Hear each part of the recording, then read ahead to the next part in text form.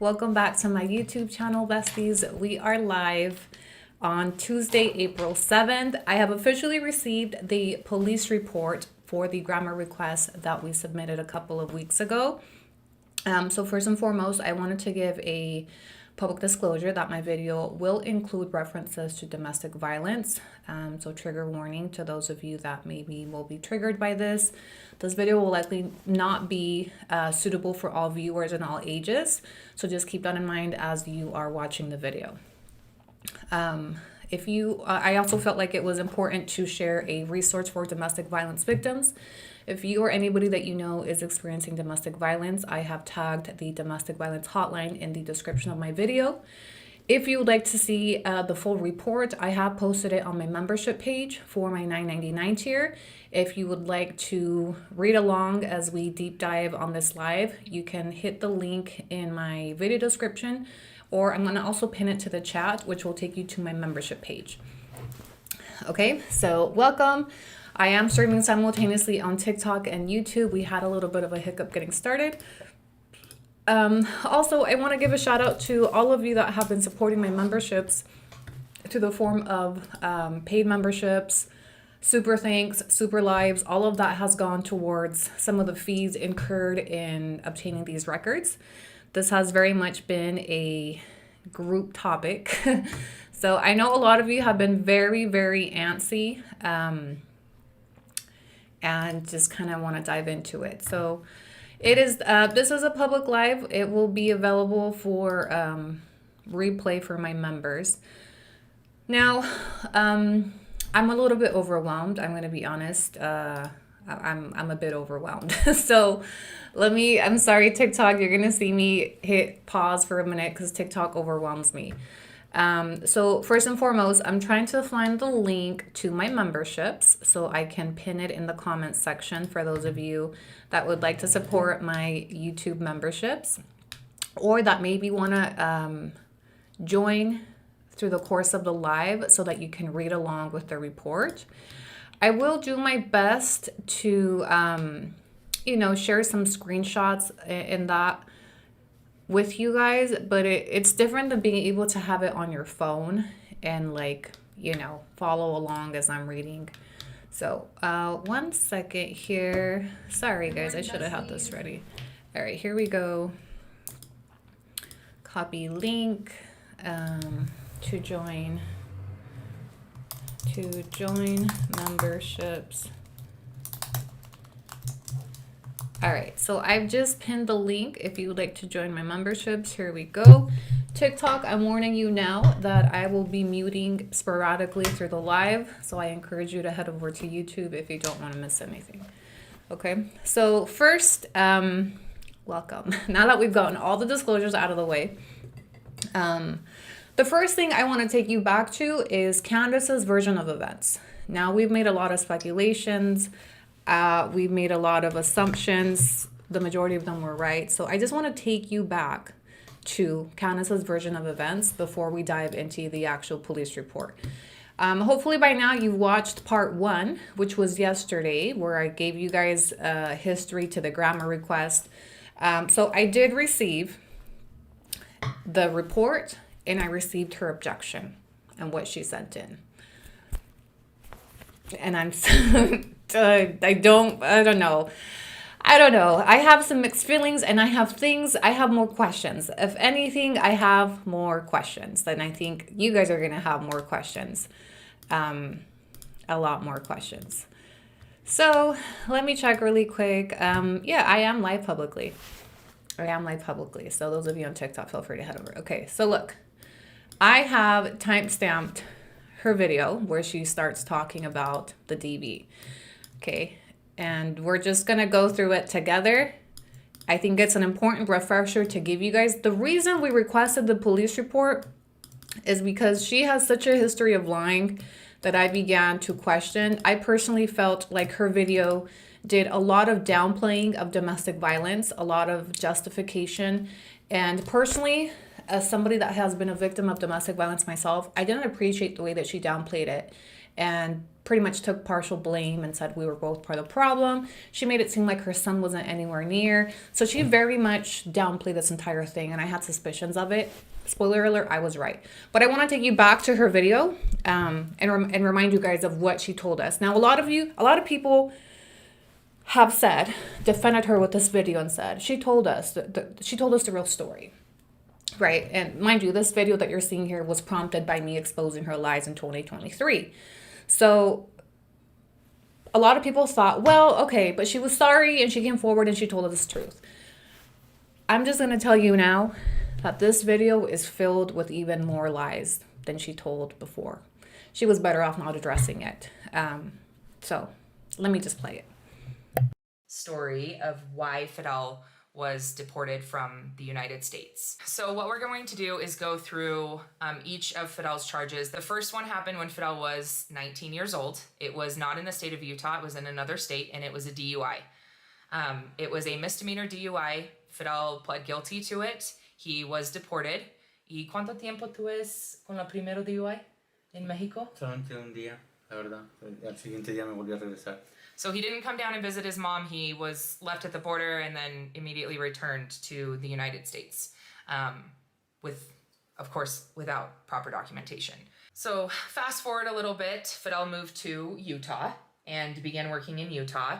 Fidel and I met, and in 2008, Fidel was pulled over. I think he was coming back from work. Sí, está tratando. Pictoset me ayudó a convertir mi viaje en un álbum que no solo se... Okay, sorry, it's going through his whole... You know, part of me feels like I should have made this a member live. I'm feeling like I should have made this a $2.99 member live and then made the TikTok public. Like, you guys can listen, but if you want to see, you need to subscribe. Am I too late? TikTok, am I too late? Let me see real quick.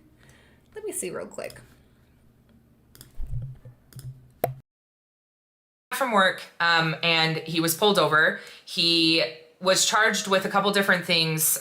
All of those things except for one was dismissed in his case. The first thing that he was charged with was a driving under the influence of alcohol and drugs. I'm going to put this up on the screen because I have it on another screen so you guys can see it. It was driving under the influence of alcohol/drugs. He had open container drinking alcohol in the vehicle. He had a use or possession of drug paraphernalia. And ¿qué es la cosa tú tienen contigo? Cannabis. Papeles de cannabis. Yeah, he had rolling papers. Cannabis. Yeah. And he had a fail to operate within a single lane. He had move unsafe vehicle, and driving on a suspended license, which those of you who are in Utah may be familiar with those driving on suspended licenses. I feel like a lot of you may know what those are like. So he did plead guilty to a felony DUI. It was a felony because he had a previous DUI. And the open container was dismissed. The drug paraphernalia was dismissed. The fail to operate was dismissed. The move unsafe vehicle was dismissed. And the driving on suspended license was dismissed. Fidel went through a couple different things. He missed the first court date on that. He consulted an attorney and then ended up going to court. And he was told that all of the time would be suspended, but he was to follow up with a probation officer. Fidel did not follow up with her probation officer. Okay, real quick pause. Yes, this video on live YouTube is for all tiers, $2.99 and up. TikTok will be able to hear the full audio of everything. I'll read through the report with you guys, but if you want to watch the receipts, I have opened up my memberships. Welcome. You can subscribe for as low as $2.99 and become part of our research team, but you can also sit here and just hear and listen to everything. I will be reading the report for you guys, but if you want to see it, head over to YouTube. And thank you to those of you that have supported my YouTube channel. I do feel like we've all worked really hard for this video, okay? Those of us that have joined my membership, I just also do feel like they're owed some benefit, okay? So welcome to all of you, but you also don't need to subscribe. You can listen to it here publicly. A lot of these videos we've gone through already publicly, but you will hear me read the police report. But if you would like to physically see it, then just head over to the live, and it's open to all tiers, $2.99. I think that's fair. Okay. All right. So let's go forward. You're definitely going to see some interruptions in this because Diego and Dominic are downstairs. So Fidel ultimately didn't follow up with the probation officer. ¿Por qué no vámonos en habla con la... I don't know how to say probation. Lo que pasa fue en dos errores. Una, bueno, yo quería arreglar eso. Nomás fueron dos cosas que no lo hice. Porque el sobre llegó a diferente dirección. Y cuando yo hablé con él, bueno, después de que pasó todo ese proceso, me dijo, bueno, me dijo, pues, ¿por qué no viniste? Si tú pudieras comprobar que ese sobre no llegó al número 1, yo tuviera otra oportunidad. Y yo no me presenté, me dio miedo porque me dijo el oficial que si yo no me presentaba me iban a deportar, o sea, me iba a meter a la cárcel, entonces dije, me va a deportar.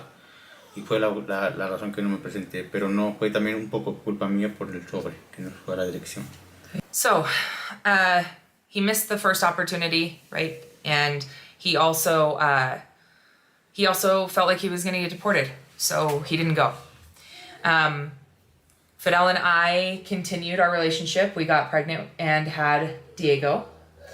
And in 2011, the very end of 2011, right before Diego turned 2, we had a domestic violence incident.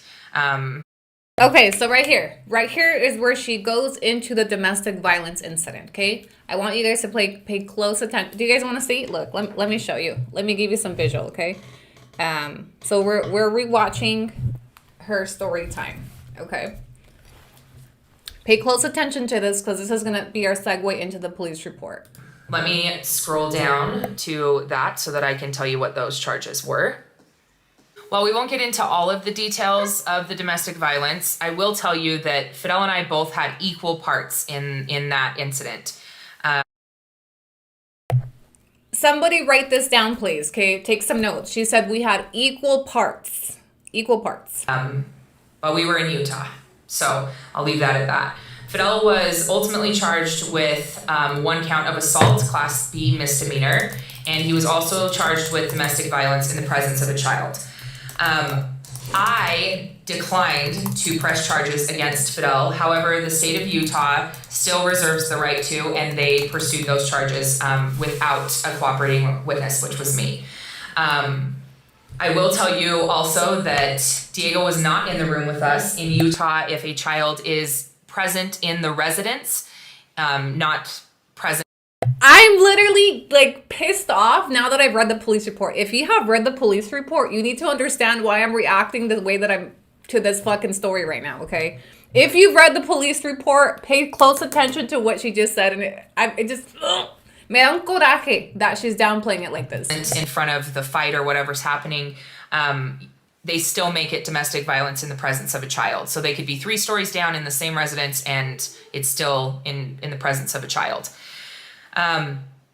When we went through all of this, Fidel had an outstanding warrant for not following up with probation for the 2008 case. So when all of this happened, they, of course, found that warrant. Okay, so that's all. That's all she says about the domestic violence, okay? That was it. She said equal parts, the baby wasn't even there. Okay, did everybody get... You got it, right? She didn't spend much time talking about the domestic violence. She did say, I want to keep some things private. She wanted to keep them so private that she sent in an objection to my GRAMA request. So first, before I show you the report, I'm going to show you and read you what her objection was, okay? And one of my members noticed right away that her objection was sent in before I even filed my GRAMA request, okay?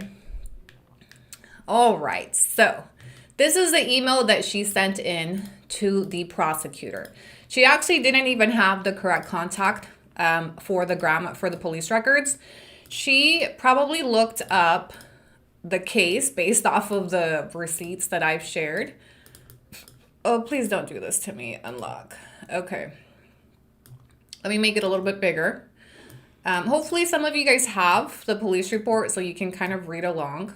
But I'll read to you what she emailed. Okay, she sent them an email on March 18th, 2026 at 10:43 p.m. Mind you, my GRAMA request was filed on March 19th. Okay, so close attention. She sent this email before I filed my GRAMA request. Now, how or why would she do that? Because we have been talking about it on live. Okay, so if I go back to my live streams, I want to go back specifically to March 18th. What was I talking about on March 18th on my lives, right? So let me go back a little bit. Let me go back a little bit. Let me go back a little bit. I just want to give you guys context, okay? So on March 18th, we were live streaming. Oh, yes. This was March 17th, okay? So her video, her episode on my YouTube channel, did it drop the 17th? Let's go look together, shall we? So if we go to my Exposing Deportation Stories playlist, and we go to her video,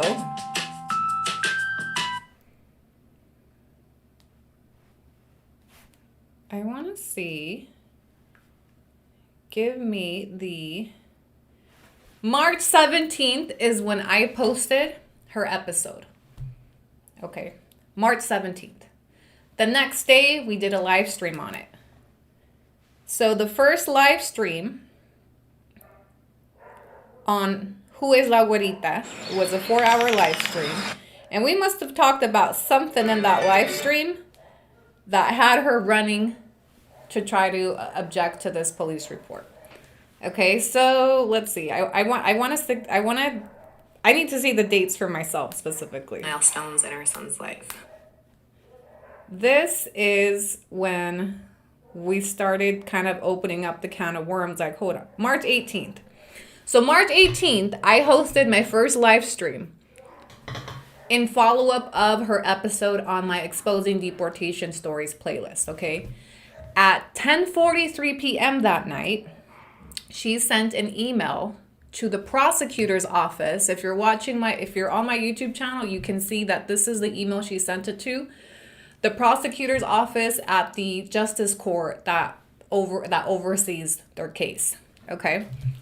And I'm going to read to you what she emailed them. She said, "To whom it may concern, I have been informed that a GRAMA request has been submitted for records." The rest of that sentence was redacted by the police department. "I am formally requesting that any release of records be denied or significantly restricted due to safety concerns. Disclosure of any identifying or contextual information, redaction." What did I say yesterday? That she was going to use that "I'm afraid for my safety, I'm afraid for the safety of my family." Okay? That's exactly what she said. Now, the police department redacted her reasons for wanting it to be denied. Then she said, "I specifically request that this case be classified as protected under GRAMA and that no information be released that could directly or indirectly identify me." Now, pay attention to this.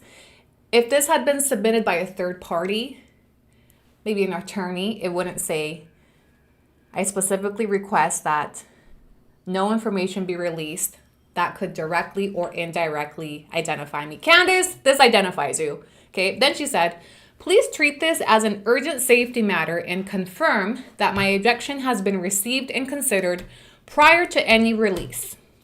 She signed it. It's been redacted by the police department and her contact information. And then she cites the case number from the court records. Okay. I just know she was not counting. And TikTok, I'm going to show it to you. Feel free to screenshot this. Pa que vean que no soy malita. If there's any T pages in here, go ahead. Go ahead, get your screenshot. Yeah. Candace, this directly identifies you, okay? They failed you. We already tried to see if they could, look, if you're subscribed to my membership, feel free to play with it and see if you can play with the redactions. I already tried it like they did in the Epson files, but it didn't work. Okay, so this objection was submitted by her before I even sent in my GRAMA request. I sent in my GRAMA request on March 19th in the afternoon, okay? This email was eventually forwarded to the records officer. And I showed you guys those emails on yesterday's video, okay? So what the police department did is they didn't deny my request completely, but they did redact significant information like we said they would. Anytime a case is about domestic violence, they will protect the identity of the victim. Unfortunately, Candace already identified herself as the victim in this story publicly through her YouTube video. Can we all collectively agree that she spoke about this publicly? So what she's done is she's placed this incident in the public sphere. So you lose an entitlement to privacy. One, as a public figure. Two, you've identified yourself as the victim outwardly, right? So the police department maybe doesn't know about that. But so they did what she asked.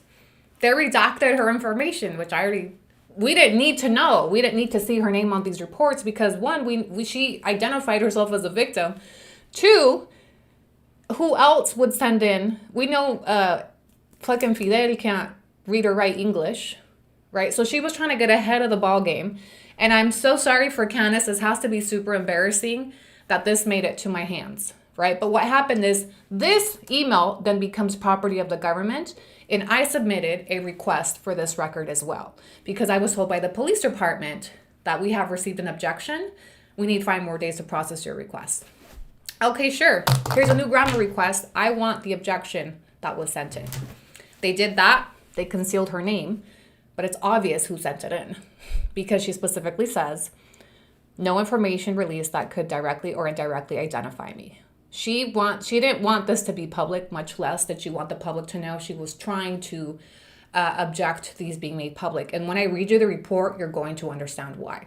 There was information in this report that she didn't want public because it contradicts everything she told you on that first video.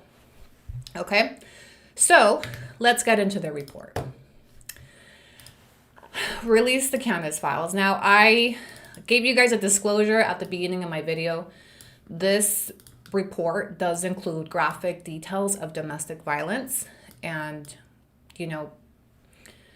may not be suitable for all viewers, may trigger some of you. Tracy, thank you so much for the galaxy. So I just want to put that out there. So first, I want to show you guys what the police department responded to my GRAMA request, okay? The record that I requested was any available police report, 911 dispatch call, or transcript related to the incident on November 29, 2011. I gave the address. The police department said, the reports include the case report, CAD call, and 1 witness statement. The records have been redacted to protect private information in accordance with Utah law. Records not included, the 911 dispatch call or transcript. The city does not have a transcript of the 911 dispatch call in the city's initial search of the records. The 911 dispatch call was not located and therefore a fee for the record was not assessed or requested. The city has, however, located a 911 dispatch record and will disclose the record subject to any reductions in accordance with Utah law after the payment of $45 for the fee is received. So there's an additional record that we have not yet obtained that is available to us. It's $45. I'm going to let you guys decide if you want me to pull it, and whoever wants to chip in for those $45, let me know through the course of this live. It's a 911 dispatch record, which I can only assume perhaps is a transcript of what she said. So I did email them back, and I got this today at like 4 right before they left. They closed at 5. So I told her, let me know where to pay it because I already knew you guys were going to say yes. And I already knew you guys are probably going to send me super like. So we'll recoup this one way or another. So that will be available probably in the next couple of days. Okay. Now, let's get into the police report. Okay. And we're going to, hopefully some of you have it. I'll donate $10. Thank you, Angela. Those of you that are subscribed to my YouTube channel, I hope that you guys can go through this with me. There's a lot of detail that I think maybe you guys can help, okay? So, this was a FMSA domestic violence simple assault, blah, blah, blah, responding officer, Anita Bench, and I'm just going to start reading the narration, okay? Brandy said, release the files. She just sent me $50. All right, Brandy, say less. Bestie, shout out to Brandy. She just Apple paid me $50. It's only $10 because they won't let me send it. Thank you, Mrs. Reyes. Y'all have covered the additional request, the additional 911 transcript or whatever it is. I'll make sure we get it tomorrow. Okay, so let me start reading the narration. I believe these are the CAD call notes. Okay, how did the call come in? 911. It's described as a physical domestic violence narrative. Was contact made with the person that called? Yes. Caller information? Redacted. Location of offense? Redacted. However, we have that in the court records. Besties, I want to just say thank you so much to all of you sending me super things and subscribing. I'm not calling them out individually because I'm reading through the report, but I want you guys to know I see you, I appreciate you, and thank you so much. Okay, relationship between parties involved? Redacted. Length of relationship? Redacted. Prior similar incidents? Yes, not reported according to redacted, likely the victim. I want you guys to pay attention to that. She stated that there are prior similar incidents that she had not reported to the police. Okay. Physical evidence supporting cohabitation. Blank stated that she and Fidel redacted. Probably have a kid together, right? Claudia, thank you so much. Bullet 9, physical evidence supporting, no, we read that, sorry. Victim information, okay? Name redacted. We know the victim is Candace because she's publicly identified herself as a victim in this case. Emotional condition redacted. Physical condition and injuries, pay attention. Redaction had a red mark similar to the shape of a fist on the left side of her face on her cheek. The left side of her face also had a large area of noticeable swelling. The extent of the swelling was not easily visible with photographs, but for the short amount of time after she had been hit, the swelling was significant and appeared to be substantially increasing through my interaction with her. Photographs, yes, taken by Officer Hill. Excited utterance. He hit me in the face. Those were quotations from the victim. Observations of statements supporting or questioning victimization. Redaction had visible marks and injuries consistent with being hit in the face. Her emotional condition was redacted when I spoke with her. When Fidel showed back up at the apartment after he left, she screamed, "It's him." Redaction and said redaction. Alternate address, phone numbers, none. Check any existing address in Spillman for accuracy. Suspect information, Fidel Garcia Sanchez. Emotional condition is calm. Physical condition or injuries, none. Photographs, none. Excited utterance, none. Alternate address, none. Observations or statements supporting or questioning criminal activity, see narrative.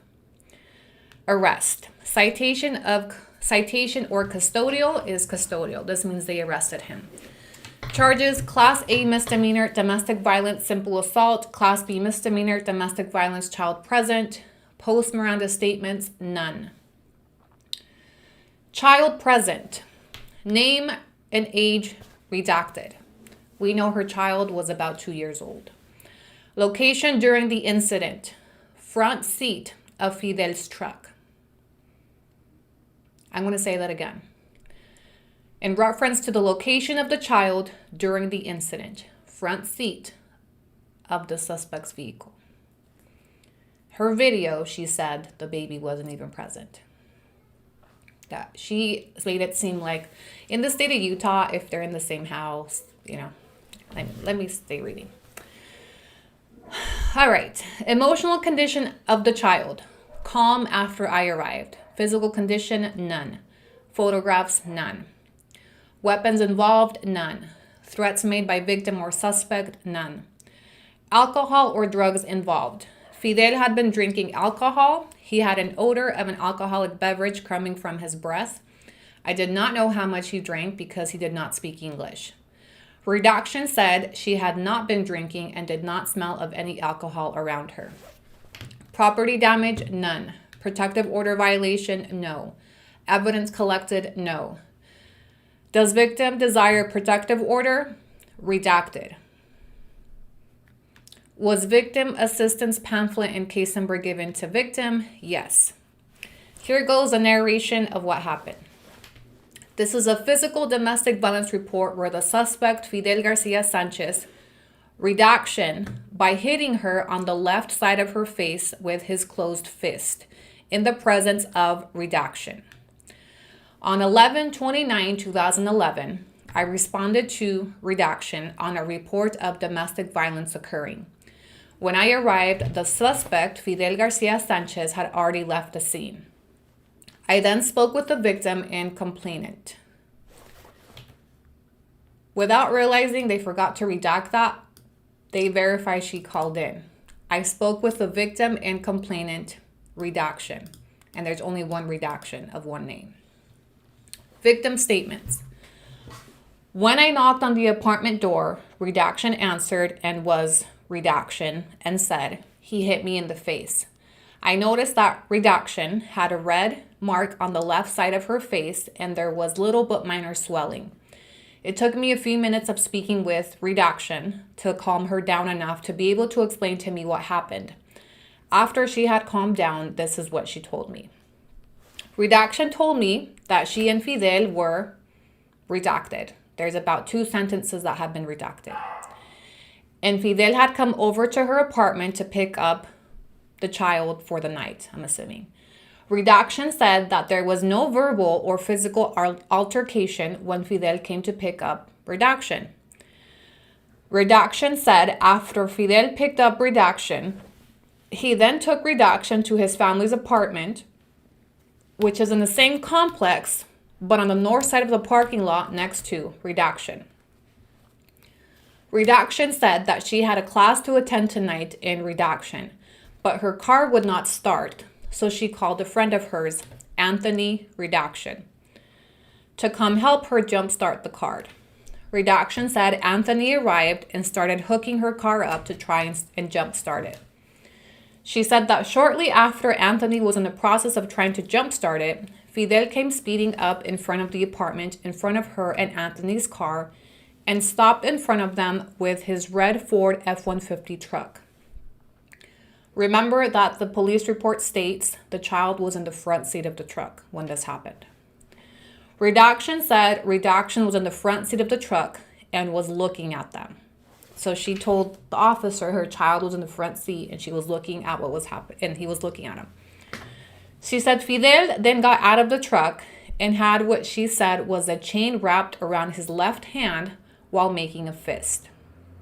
Redaction said Fidel then walked up close into Anthony's face and started yelling at him in Spanish.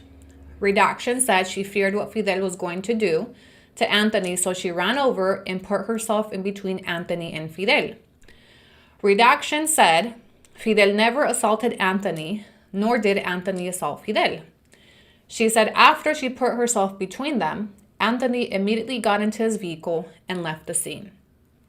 Redaction said after Anthony left, Fidel then pushed her up against her car, held her there by pushing on her chest, and continued to yell at her in Spanish. Redaction did not know what Fidel was saying because she only speaks a little Spanish. Redaction did not know what Fidel was saying because she only speaks a little Spanish. Redaction said Fidel pushed and held her up against the car. He then brought his right hand in a cocking motion and hit her on the left side of her face with a closed fist. Redaction said he never hit her with his left fist, that he had the chain wrapped around. Redaction told me that she could see redaction, the next sentence is redacted, told me that after Fidel hit her in the face, she got away from him, went to the truck, grabbed redaction, and ran inside her apartment. She said she then locked the door and called 911. So this identifies her as the caller. Redaction said immediately after she entered the apartment, the next 2 sentences are redacted. At the time I arrived, the next sentence is redacted. I provided redaction, a witness statement to fill out, which is attached to this report, as well as a domestic violence pamphlet with a case number. I tried to contact Anthony to ask him to tell me what happened, but there was no answer. I left a voicemail message for him to call back. After several minutes of speaking with redaction, I noticed that the swelling to the left side of her face had increased visibility. After several minutes of speaking with redaction, I noticed that the swelling to the left side of her face had increased quickly and substantially. Photographs were taken by Officer Hill. However, it is difficult to see the extent of the swelling in the photographs. Redaction refused medical attention and did want me to call for medical to respond. While I was finishing talking to redaction, Fidel pulled up out front in his truck. When he pulled up, redaction yelled, "It's him," and redaction. I then made contact with Fidel. Fidel did not speak very much English. However, when I approached him, he pointed at me and then at redaction's apartment and said, you here for me, her fight." He then made a motion with his closed fist. There were no Spanish-speaking officers on duty at the time when I was near Fidel trying to communicate with him. I could detect the strong odor of an alcoholic beverage coming from his breath. I did not locate a chain inside the vehicle or on Fidel's person at the time. From the information I had from redaction, emotional condition, the visible red mark and swelling on her cheek, I arrested Fidel for Class A domestic violence assault and Class B domestic violence in the presence of a child. After I placed him in handcuffs, they were checked for proper fit and double locked. I then transported Fidel to the Salt Lake County Jail, where he was booked for Class A DV simple assault due to the injury caused on redaction's face, and Class B DV child present because redaction was present during the altercation. A no contact order was issued to Fidel at the jail, which was interpreted by a Spanish-speaking Salt Lake County jail officer. Fidel signed the no contact order. The case has been sent to the DA for screening charges. On Friday, December 2nd, this case was declined by the DA office. The victim's injuries are insufficient to support the definition of substantial injury that is required for a MADV assault. The case will be screened with the city prosecutor office as a Class B DV assault. A summons was issued for Garcia Sanchez. The case is now closed. So let me take a pause there. That was a lot of information to cover. Do you guys want to listen to her version of events again? Because it does not match what's on this report.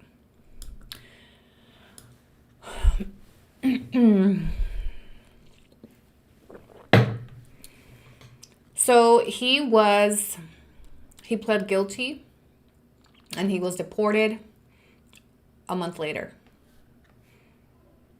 So he spent a few months in jail for this once he was charged.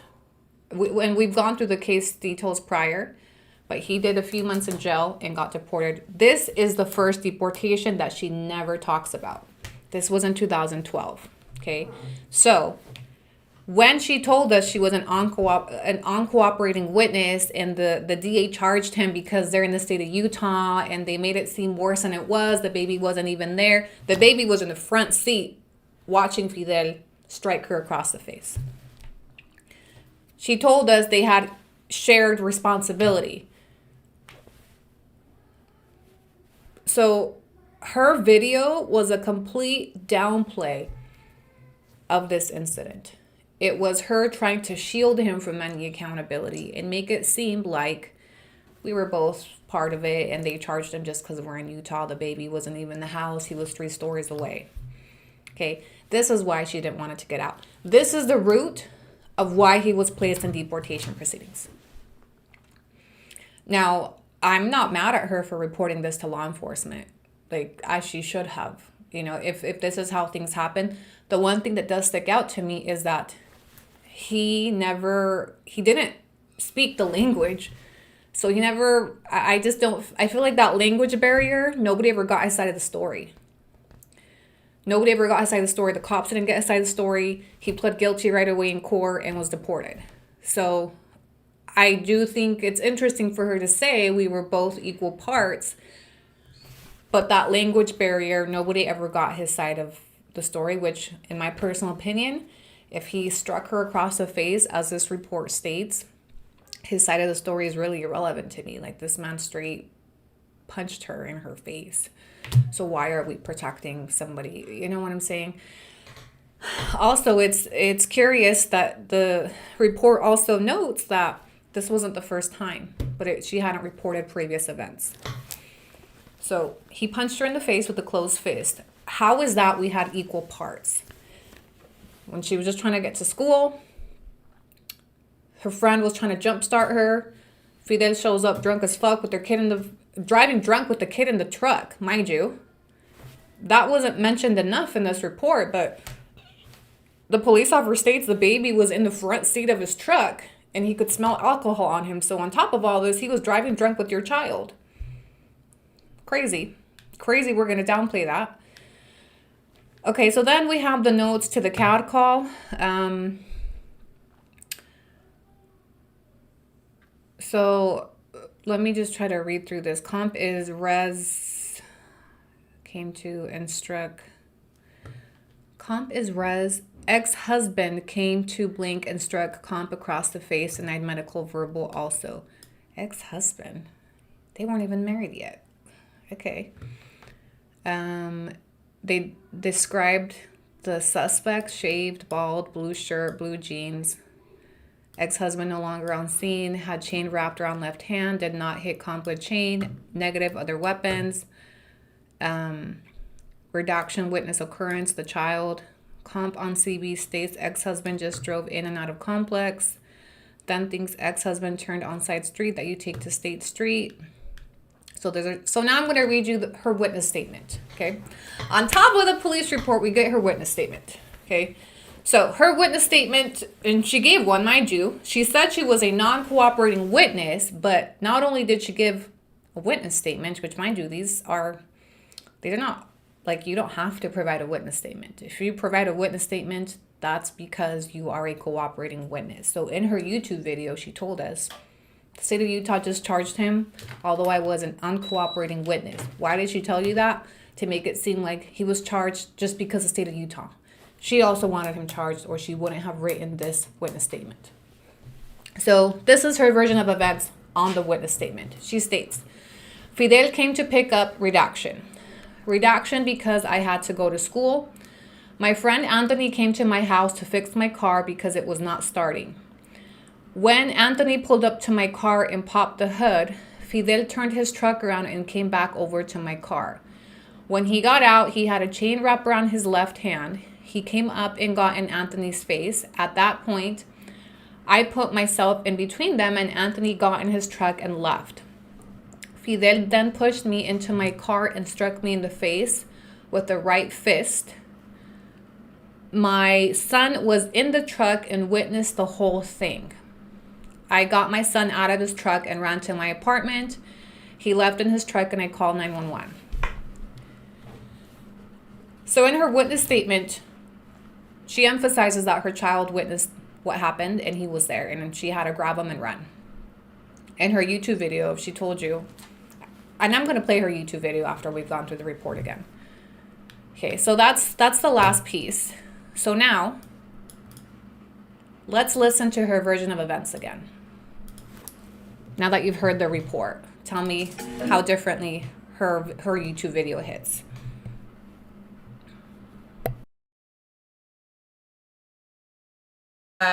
He missed the first opportunity, right? And he also felt like he was going to get deported, so he didn't go. Fidel and I continued our relationship. We got pregnant and had Diego. And in 2011, the very end of 2011, right before Diego turned 2, we had a domestic violence incident. Let me scroll down to that so that I can tell you what those charges were. While we won't get into all of the details of the domestic violence, I will tell you that Fidel and I both had equal parts in that incident. But we were in Utah, so I'll leave that at that. Fidel was ultimately charged with 1 count of assault, Class B misdemeanor, and he was also charged with domestic violence in the presence of a child. I declined to press charges against Fidel. However, the She's lying. So the reason why I have her witness statement down here is so you guys can compare her witness statement to what she told you on YouTube 3 years ago. state of Utah still reserves the right to, and they pursued those charges without a cooperating witness, which was me. I will tell you also that Diego was not in the room with us. In Utah, if a child is present in the residence, not present in... Another flat out lie. She says Diego was not in the room. In her witness statement, she specifically states he was in the truck and witnessed the whole thing. In front of the fight or whatever's happening, they still make it domestic violence in the presence of a child. So they could be 3 stories down in the same residence and it's still in the presence of a child. When we went through all of this, Fidel had an outstanding warrant for not following up with probation for the 2008 case.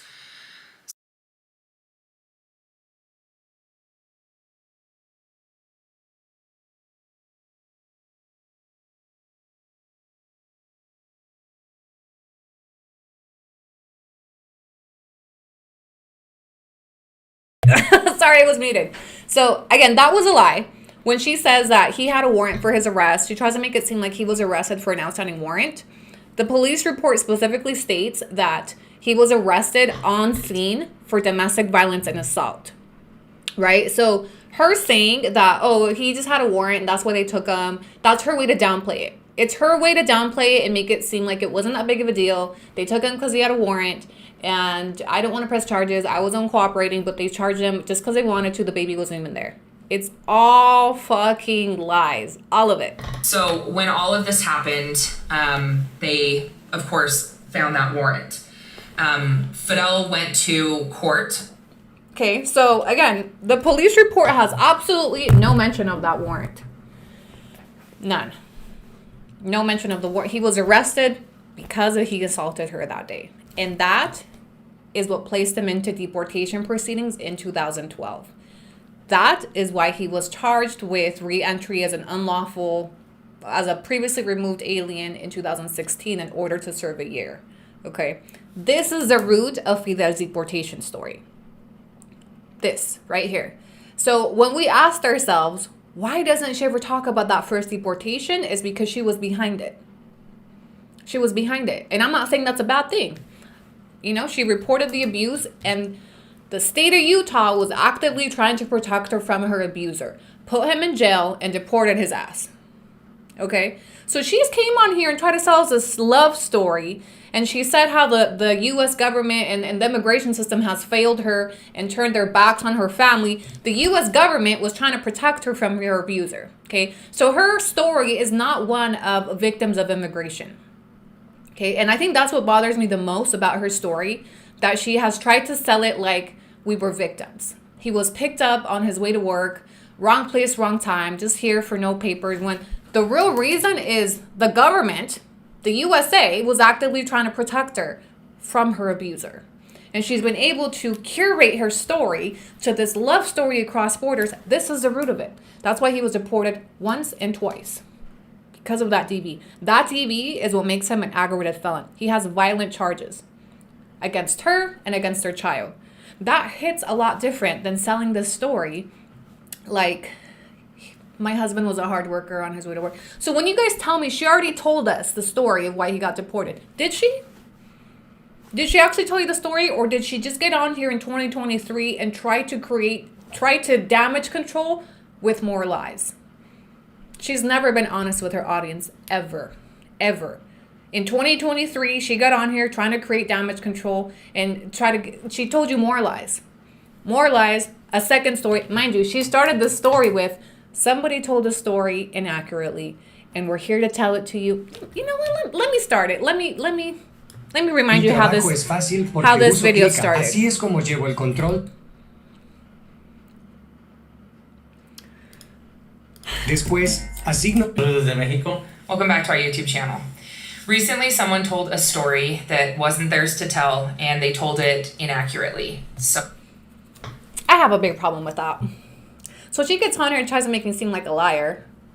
Again, This is her witness statement at the bottom. And she still got on here in 2023 and started her video, not only with no accountability, but playing the victim like somebody told you guys things that were wrong. Let me tell it to you right. Let me brainwash you some more with some more lies. This is what happened. And she continued to lie to you guys. Okay? She continued to lie to you in 2023 after she was exposed for lying. So those of you that have said she already came clean and she apologized to us. No, she didn't come clean. She got on here and she lied more. And she kept lying to you because she thinks you're that fucking stupid. Okay? Y'all should be insulted by the fact that she kept lying to you. She lied to you once, and she doubled down on those lies with more fucking lies in 2023. And that should enrage you. That pisses me off. You fooled millions of people, not me, bitch. Not me. And that's why she hates me, and that's what she meant when she said I was dangerous, because she knew I was going to catch on to her shit. That's what she meant when she said that I posed a risk in a safe, and I had made harmful videos about her family, okay? She's made harmful videos about deportation. This is fucking harmful. Her narrative is harmful. Her narrative has created a ripple effect. Her narrative is harmful to victims of domestic violence. To get on here and make it seem like this shit is okay and like we had equal parts. She just co-signed domestic violence right here. This is a white woman shielding her abuser from accountability. This is a white woman using her whiteness, her privilege, to not only excuse her lies, to condone domestic violence, and to continue monetizing off a fucking fake story. So the day she gets on here and takes accountability for that, and now we get why she didn't want these records to be released. She knew exactly what I was going to do with those records, is I was going to put them next to each other, the same way you see them on my screen, and compare them to what she told us. Lies. All of them. And Fidel, just as bad. Fidel is just as bad. He knows exactly what the fuck he did or didn't do. Okay? He's sitting back there hiding behind her like a fucking coward, like a typical narcissist. Not once did they acknowledge, not once did they take accountability. They even downplayed their own child's trauma. Straight up lied. Their child witnessed that. And maybe he was only 2, maybe he doesn't remember now, but straight up dismissed the trauma on their own child to monetize. That is the coward that I see right there. If that video had been different and he got on here, took accountability. So when you guys tell me people can change, this is not somebody that's changed. This is not an abuser that's changed. This is an abuser hiding behind his wife. Okay? Never acknowledged what he did. No accountability. Downplayed it. And why? Because he has a wife that's excusing all of it. So I'm sorry. I don't feel the same about this story. I feel even worse now. Okay? Mind you, he clocked her with a closed fist. A closed fist. I don't care what she did to you. I don't care what she said to you. I don't care if she was cheating with Anthony. I don't give a fuck what there's no justification in my book for a man hitting a woman across the face with a closed fist. Period. Period. And then for us to get on here and make it seem like it's not that big of a deal. Ew. And there were previous incidents, and I promise you there's been more since. Do you think a man that has it in him to do that type of shit changes overnight? Especially when there's no accountability and his victim follows him across the border? Do you think men like that change when their victims don't hold them accountable? When their victims follow them and continue letting them exploit them and abuse them? No, especially in Mexico, especially in a tiny town where they live, where law enforcement is actually most of the time non-existent. In a place where she's vulnerable without family, you're still going to get on her and tell me he's a great guy. No, he's not. You guys are just blinded by her whiteness and this perfect little story that she's sold you guys. Yeah, that hits a lot different. She's definitely vulnerable now. Absolutely. So, victim follows her abuser that the government deported twice to try to keep her safe, follows him across the border, pops out more kids, and you guys are clapping for her. Okay. And then we're selling the story to the media like, oh, this love across... Really? This is not a love across border. This is a codependent victim. A codependent victim following her abuser across the border. And you guys want to be clapping for Latina doing what she's doing. You guys wouldn't be clapping for Latina staying with her abuser, popping out more kids, and co-signing and lying for their abuser. So if you wouldn't do it for Latina, why are you doing it for this cute little white lady? She's part of the problem of why men stay like that. She's part of the problem. She's part of the, and I hate to say it, but it is what it is. Women like that are part of the problem of why men stay like that, and the cycle continues. And he'll continue doing, and he might even pass it down to his kids. And I'm sorry that's a touchy subject, but that's the reality of it.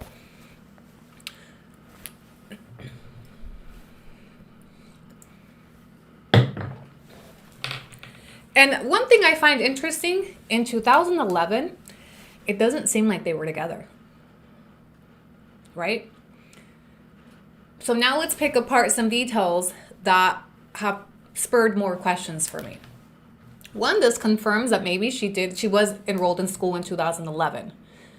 I wish they hadn't blurred out where she went to school, because I really wanted to confirm that MBA next. That MBA is on the chopping block next. Promise you, that MBA is on the chopping block next. So in 2011, she was in school. It doesn't seem like they were together. Is it just me, or does it seem like they weren't together or living together? She says it was my house, not our house. My baby, not our baby. And who was Anthony? And what, she mentions that when he came to pick up the baby, there was no issues. Then the friend came, and then it seems like it was some jealousy based on her narration. Report said ex-husband, but it was referencing him, I think. I think she called him ex-husband. And she refers to Anthony as a friend. They were not together because he was picking up the baby so she could go to school. If they were living together, why wouldn't she just leave the baby? So it looks like they were already split up in 2011. And Anthony pulled up with a quickness. So we did have suspicions that it was some type of love triangle, but we were expecting it to be Brian, not an Anthony.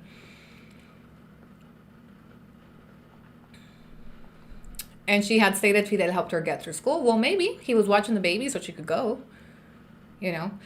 So I think we can confirm she has exaggerated a lot of facts, and some of them, a lot of the things she said about Fidel to make it seem like he was this great, wonderful husband, I don't think are true. I think she's trying to convince herself as equally as the public, but it's not giving. He was supporting her being in school when he was assaulting her when she was trying to get to class.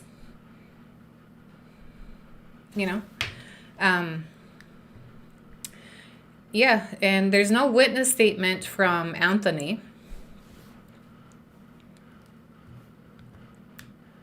In the cat call, she refers to the ex-husband is referenced as Fidel.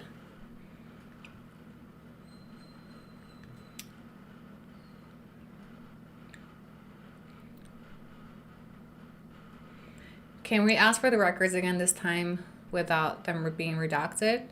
No, I doubt it. So they redacted a certain information. And I think what she probably wanted redacted was any contextual information. Remember, her objection stated anything that could possibly identify me, which they did, and then any contextual information. She didn't want us to know what happened. And she actually asked for this case to be protected, private, right? So they redacted certain things a couple of times, that were, like, they redacted why they were fighting. And that's what I was kind of curious about, So they redacted why they were fighting. They redacted what happened when she entered her apartment. They redacted a few things, but enough. What they left out there was the context of what he did, which is what I was after, And yeah, I think there are certain things that if the law says should remain private, they should remain private. There's no need for us to go digging more.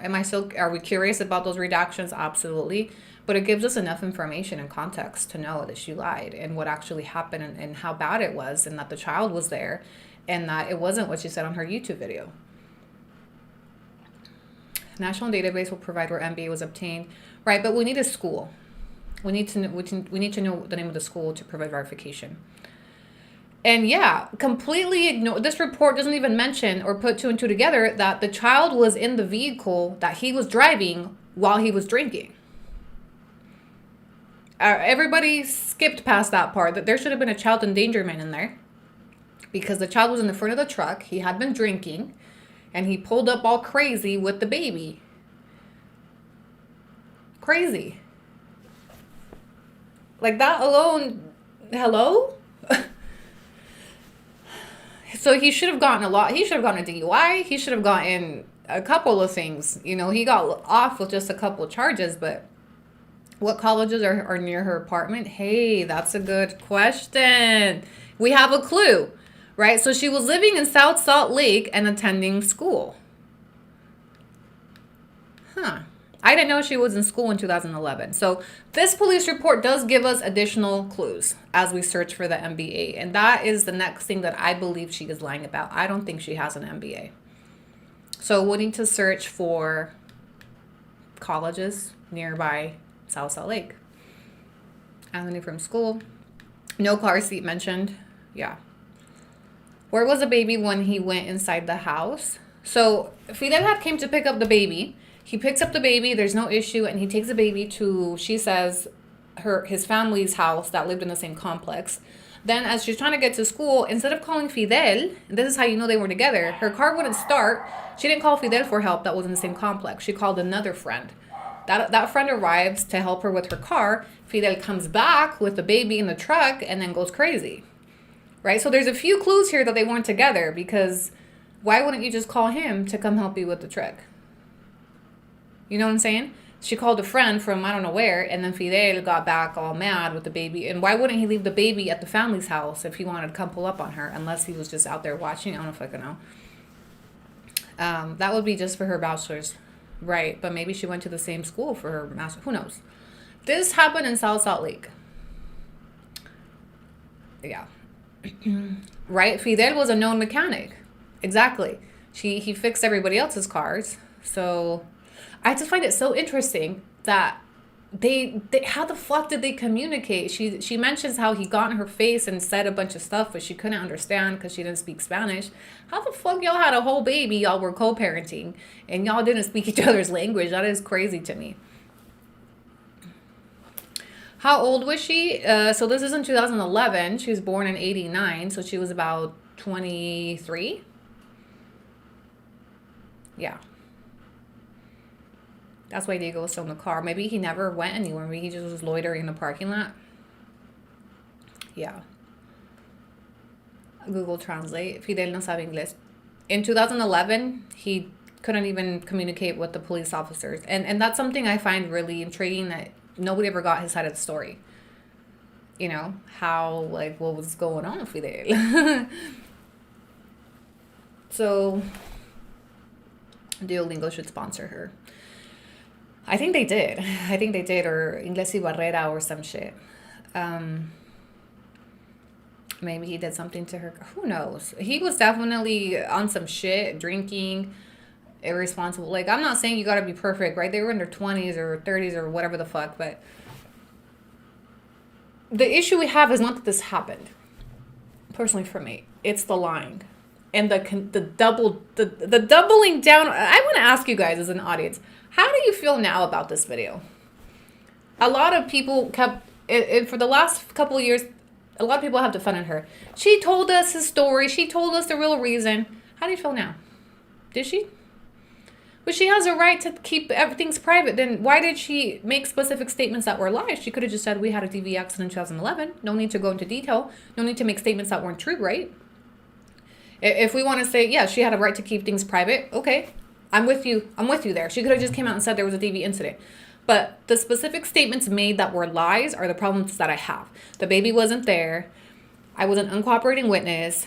The state just charged them because I didn't want to. Like, why the need to make those direct lies to your audience? Just leave it. She could have skipped over it. But that's the problem that I have, is the constant lying. After she had been exposed for lying, she had to make this video because she lied. And then she got up here and lied some more? Hello? Like, that is so offensive. Like, she just really thinks you guys are stupid. She feels so entitled. Like, the audacity it takes. Where you afford it, girl? To get on here and know that you can lie and continue to lie. How long have you been lying this comfortably that you get exposed for lying and then you get up here and you lie some more? That's like, psychologically, that's fucking crazy to me. That's fucking crazy to me.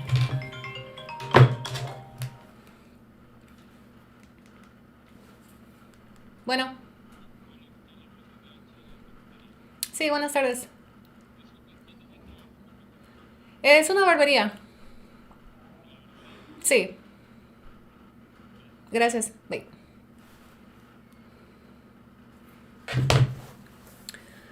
That's probably her calling.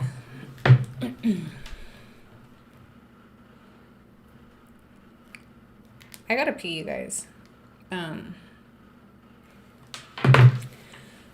It's Christopher Columbus calling. I would feel bad for the kids. Yeah. I missed the character witness statement. It's on YouTube.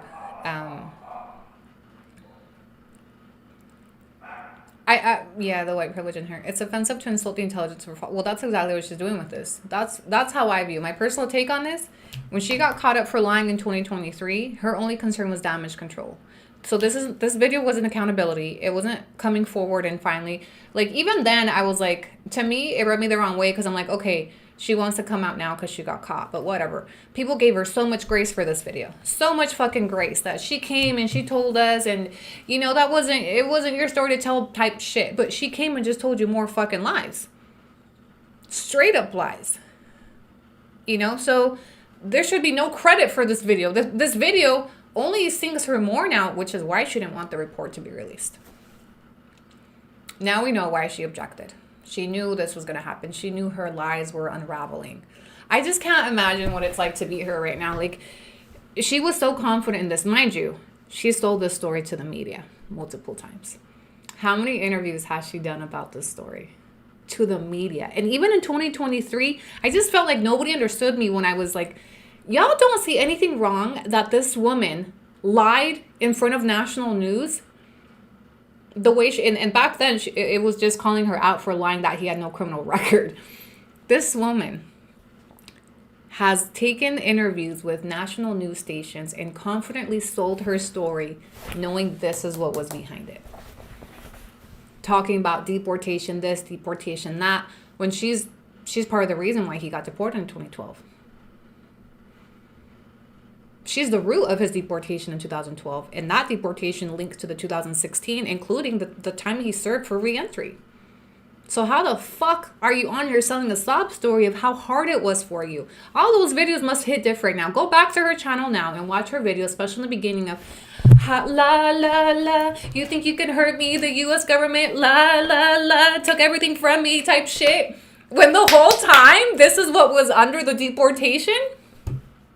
You guys know what TikTok I'm talking about, right? I showed it not too long ago when she was doing the dancing trends. You think you can hurt me? The U.S. government deported my husband and took everything from me. La, la, la. Like, bitch, what the fuck? You really had the confidence to get on here. Like, you must have believed the damn story yourself.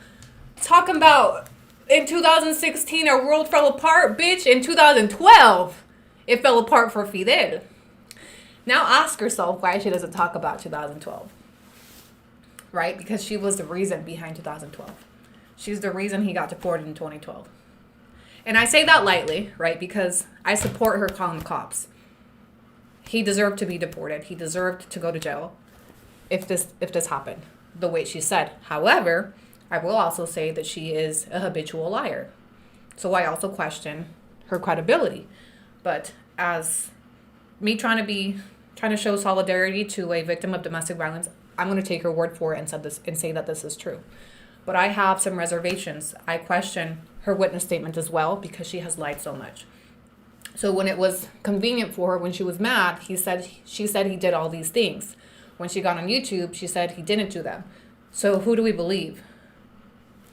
Did this actually happen? Because this got him deported. And this is where I was suspecting that she weaponized his status. Is it possible that she weaponized his status in 2012 and doesn't want to talk about it? She knew what was going to happen when she called the cops. She knew he was undocumented. She's talked about that openly. She knew he was undocumented. According to her, he had been deported once. So she knew what the fuck she was doing when she called 911. And she made specific statements. My baby was there. He hit me across the face. He was doing this. He was doing that. Did it actually happen that way? Because I do question her credibility. Was she pissed off and said, fuck it, I'm done with him. Feed him to the wolves. Let ICE take him. She knew what was going to happen. So, play her dancing. Okay, can we take a quick potty break? And I'll play. I do think it's important. Yes, we need to give some context to this. The la la la, the video trends she used to do in 2021 are gonna hit real different. Now I'm more intrigued to find out about her PO request on Carlos. It's giving. Again, I want to be heavy on believe all victims of domestic violence. Okay, if a woman tells me she's been abused, I'm gonna believe her. However, in Candace's case, I can't help but acknowledge that she is not a credible witness based on everything I've uncovered about her. So would it surprise me that this didn't happen exactly the way that she said it happened? No. The same way her YouTube video said that it didn't happen that way. So what if the YouTube video is actually how things happened and what she told the cops didn't happen? That's also a possibility. And what she told the cops got this man jailed and deported. So which one is it, Candace? Which version of events do we believe? The YouTube version or what she told the cops in 2011? I question it. And I suspect, again, this is just my personal speculation, she knew about his status. She knew what would happen to him if the cops took him. She knew he had a warrant for his arrest for his DUI. So when she called 911, she knew what the fuck was going to happen. Now, I do think maybe one of the redacted comments stated he's illegal, possibly. Also, I do think the call record is important. So remember, there's one additional record we're going to pull.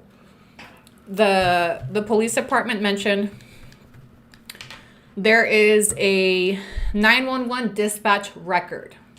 So it's not the dispatch call, but a dispatch record. So perhaps a transcript. I don't know what the dispatch record could include, but we're going to pull that. It's $45, and they did say it's subject to redactions as well. So, guys, can I take a potty break? Can I take a potty break? No se vayan, okay? Watch my stuff. If you're on YouTube, here, I'll leave you the police report. I'll be right back. BRB, feel free to subscribe to the membership so one gone.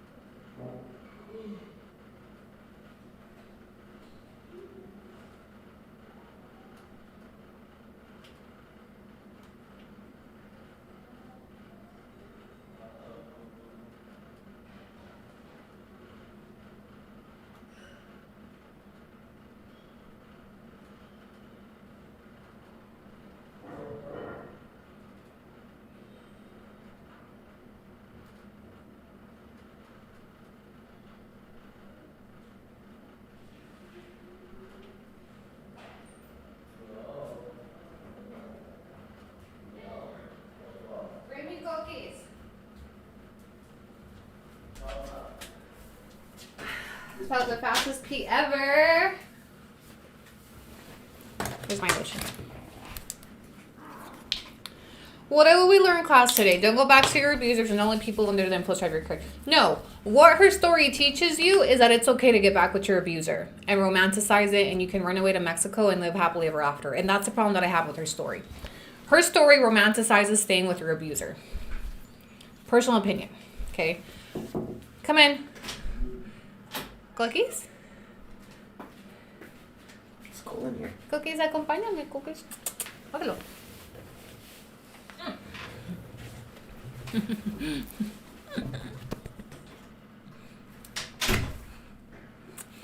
Scroll to the next page so I can read. There you go. Here, I'll put the police report up. For those of you that are joining late, the police report is on the screen. There. Raise your hand if you think she's in here watching. Of course she is. And that's why and how she submitted an objection to my GRAMA request before I even submitted it. Like, that's crazy.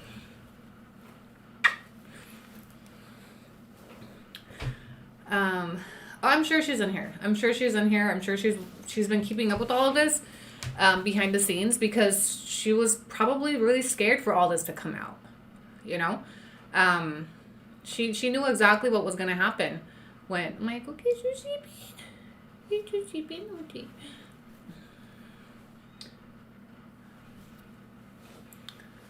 And sadly, I don't think this is gonna change anything. You know, her fan base is gonna stay loyal to her. But for the rest of us that care for some real context, I just feel like it's important. And again, I am offended by her story. I think her story downplays domestic violence. I think her story is harmful to the narrative of domestic violence and staying with your abuser and romanticizing it. At the beginning, you stated speaking about Candace identified herself by speaking about in her accounts, her losing her entitlement because she's a victim or public figure. Yeah, so she's publicly spoken about this incident, right? Which is why I felt the need to pull the record. And why I felt like, although it's probably uncomfortable for us to be discussing these things publicly, she put this in the public realm. She spoke on this herself. So you give up your entitlement to privacy, right? Her objection, and I called, did I not call what her objection was going to be based on? Fear for my safety. Okay. Formally requesting that any release of records be denied or significantly restricted due to safety concerns. Disclosure of any identifying or contextual information, redacted. The rest. Could place my family at risk. We would receive death threats, whatever the fuck she said. I specifically request that the case be classified as protected under GRAMA and that no information be released that could directly or indirectly identify me.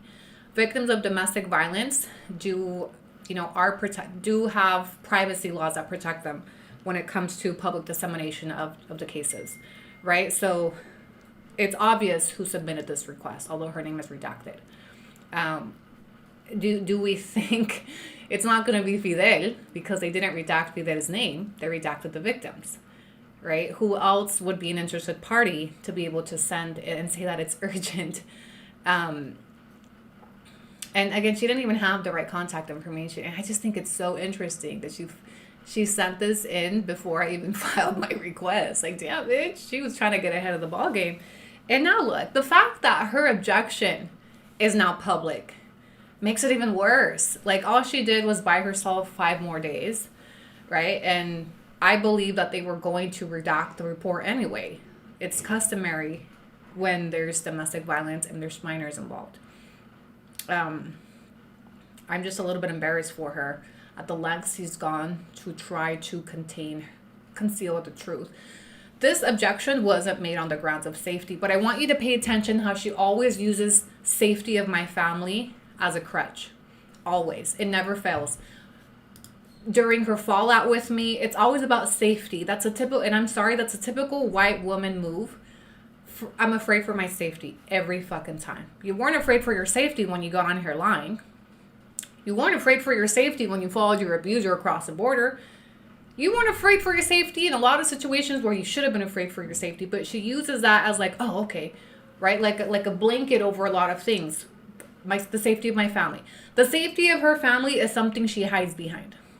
She used that as the excuse for why she lied about the DV as well. In the video I just played, she said for the safety of her family, they wanted to keep some things private. It's always about safety of her family, but it's not really about safety. We know if it was about safety, we wouldn't have been able to find her house on Google Maps. If it was about safety, people wouldn't know where her kids go to school. If it was about safety, we wouldn't even be here today because she wouldn't be exploiting her private life for monetization. Okay, so it's never about safety, but it's a way to get people to be like, oh, to pause. Oh, yeah, for her safety, that's why she did this. For her safety, that's why she did this. For her safety, that's why she did this. No. If it was for her safety, she wouldn't be in fucking Mexico to begin with. Okay? If it was for her safety, she would have never followed Fidel over here. Geography doesn't change behavior, just the scenery. And there's no system here to protect her. All this shit you're seeing, this does not exist here. The way the police department responded to her need for help, immaculate. What a privilege. What a privilege. I have experienced domestic violence in Mexico. We don't have this privilege of the government stepping in for us and protecting us and showing up within minutes. Okay? So many things that she has been privileged with that she doesn't even acknowledge. And that's like, I have so many issues with the way that she refuses to acknowledge a lot of these privileges, but this is one of them. Okay? So she was not a victim of the immigration system. Nor was he.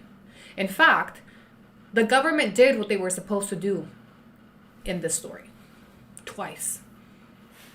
A lot of tax dollars went into her safety. She disregarded it. She took off anyway. And then she's glamorized that. Congrats. Okay? But again, what a slap in the face to victims of domestic violence. When their abusers aren't prosecuted. When there's no help. When they aren't jailed. When they don't intervene. When victims aren't protected. What a slap in the face to real victims of domestic violence that didn't have the privilege of this. Both in the United States and in Mexico. And then pulled a PPP loan to boot. To add insult to injury. She did all this and then pulled a PPP loan over here. Yeah. Bájate pues. Bájate. ¿Y abajo?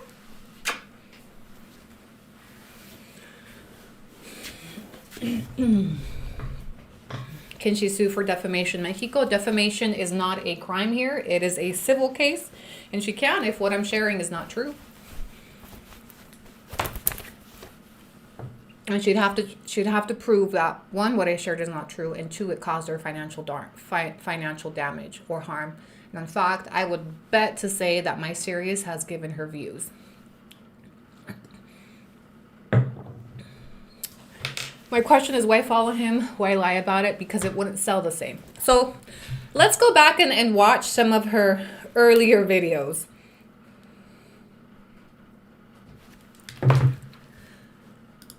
So you can see the slap in the face that this story actually is.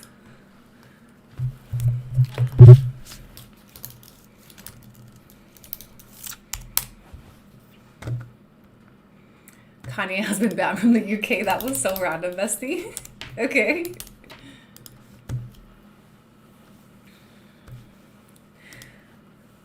Videos. Oldest. I'm gonna show you the dancing video, but I gotta turn off the music so it doesn't dig me for copyright.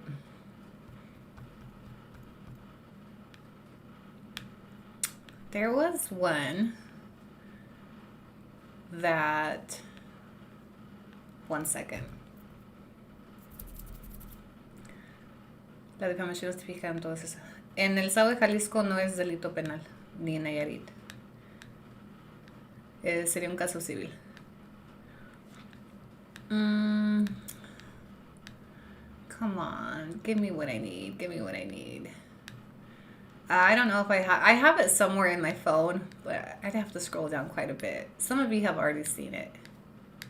Who can scroll down to the bottom of her TikTok and send me, well, let's see. Her TikTok is 5 years deep, y'all.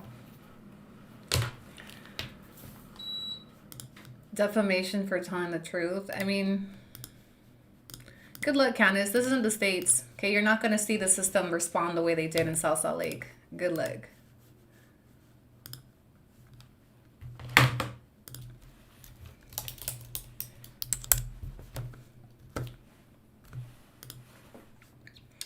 All right, let me scroll down to the bottom.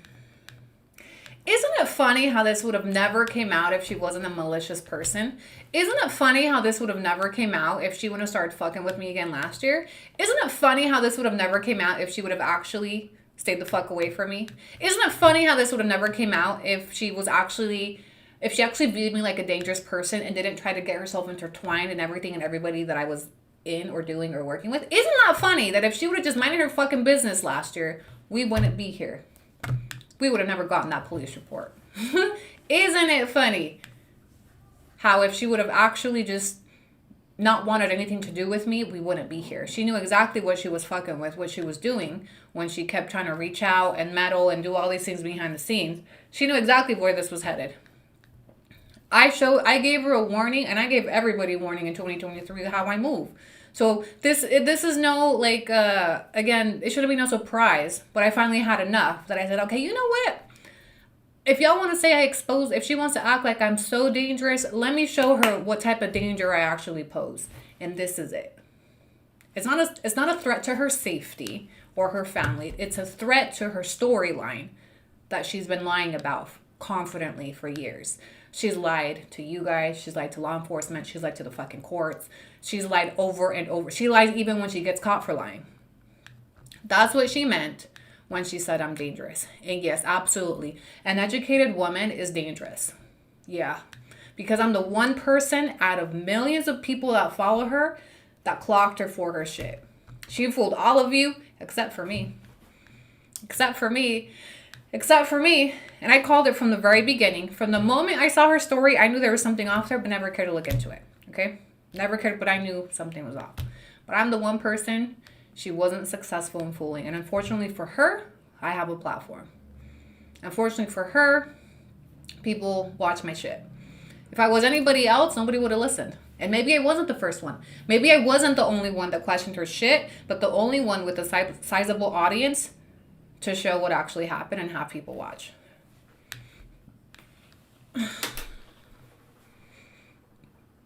And that PPP loan. Oh, I know she lied for that PPP loan. Okay, knowing what we know now about Candace, everything I've shown you guys, are you still going to question when I say this bitch committed fraud? She's been defrauding you guys for years, mind you. This type of shit in the States is punishable. There are criminal codes against shit like this in the United States. Theft by deception, fraud, what she's done. And I've seen people charged for it before for much less. She has sold a fake story. She has received monetary gain off of those straight lies. That is a criminal offense in the United States. So lucky for her, she's in Mexico and probably won't go anywhere. But this type of shit is fraud. Getting on here and lying to you and receiving monetary benefits from those lies is fraud. Yes, she's gotten away with it. Multiple times. She's gotten away with fraud on the government. She's gotten away with PPP loans. She's gotten away with defrauding you guys. Hey. Vete pues. Corre. Consígueres.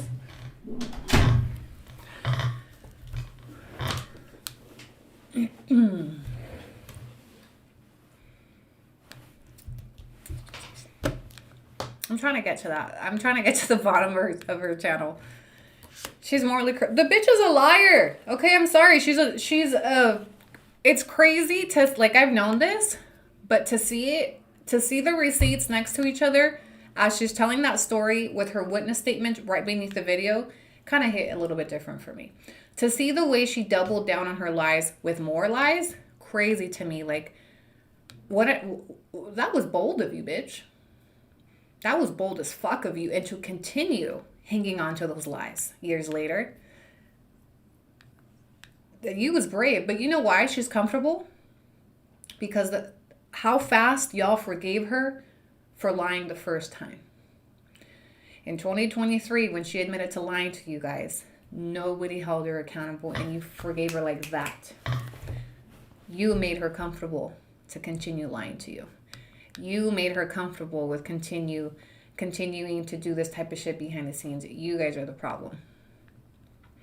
If she got more, she should be receiving hella backlash. And it's not that I'm wanting to generate hate towards her, but y'all should be holding her accountable as viewers, because this creates a ripple effect in many different realms, from deportation storylines, victims of domestic violence, families that are actually torn apart and are actually victims of the immigration system. There's so many things wrong with the way that she has exploited different realms, different niches for her benefit. This is not somebody that pours back into the community. This is somebody that lies to her community for her gain. I don't ever want to hear how much she does for her community, because all she does is lie. People that are actually for the community don't lie. Okay? Families that were actually victims of the immigration system, what an insult the story is. What an insult the story is to people who were actually just picked up on the way to work for being undocumented. What an insult to families that are actually torn apart. What an insult to victims of domestic violence that the government doesn't step in for them. Okay? What a fucking insult to so many people, and for her, and then lastly for you guys. For her to know she can get on here and continue lying to you because she knows you're not smart enough to put her story together. She felt comfortable enough to continue lying. And that's a direct representation of how she interprets your intelligence as viewers. Not me, bitch. Not me. I'm not. She fooled y'all, not me. I've been saying this since 2023. And she will continue to lie to you guys as long as you let her. And at this point, her channel is not like a reality channel. Okay, her channel is a fiction channel. And that's okay. People make fake content and skits all the time. But there should be disclosure on that her channel is not based on real events. That her channel does not accurately represent deportation stories or victims of domestic violence. Her channel is not real. Not real. And so now imagine how many families look to her channel for answers. How many families look to her channel to make life-altering decisions for their family? How many wives, how many people facing deportation go to her for help? And she lies to them. She lies to them. She gives them fake story, straight up fucking lies, and people are making decisions for their family based off of her lies. I want you guys to think of the fucking impact that has on our community. All so she can put money in her pocket. And that is the real detrimental ripple effect of these lies. To get on here and portray like you're representing this community, to colonize the struggle, really, on the basis that you want to help families, the same families you're fucking lying to. That's what we call helping, lying. And then the people there, she has a right to keep her story. So why lie to you? Why continue lying to you every time she gets on here and doubles down with more fucking lies? There's a difference in saying, I don't want to talk about it, I want to keep it private, whether it happened or not. Look what she did with the PPP loans. The PPP loans, she just said who did things lawfully, that's all I wish to say, moving on. Right? What's the need to get on here and say the baby was in the room, this and that? Like a complete, just, there's nothing else to call it. We're on the hunt for her MBA. I have reason to believe she doesn't actually own an MBA. She doesn't have an MBA. I could be wrong. But based on everything I've seen, that MBA is real fucking questionable. What I want to know is how they fell in love with each other. She'll never tell you. She'll never tell you. Because it's probably not what she said, that she just met him at dinner. It's the same reason she never told you that she was fucking married to somebody else. I'm trying to find the dancing video, y'all, but I can't find it. I really wanted to show it to you. Okay, hold on. I'm on a mission. I'm on a mission to find the fucking dancing video to show you how she was on here making it seem like the U.S. government did her and her husband so fucking dirty. It was actually kind of cringe. The la, la, la, la, la. Okay, where is it, guys? Somebody help me find it. Besties, if you're watching, can somebody help me find... you maybe should take it down. Because I did show it on a previous video. Maybe remember, she scrubbed her channel. So there's a possibility. She was like, well, that one's cringy. And yeah, I think it's not on her TikTok. I think she scrubbed her channel from that video.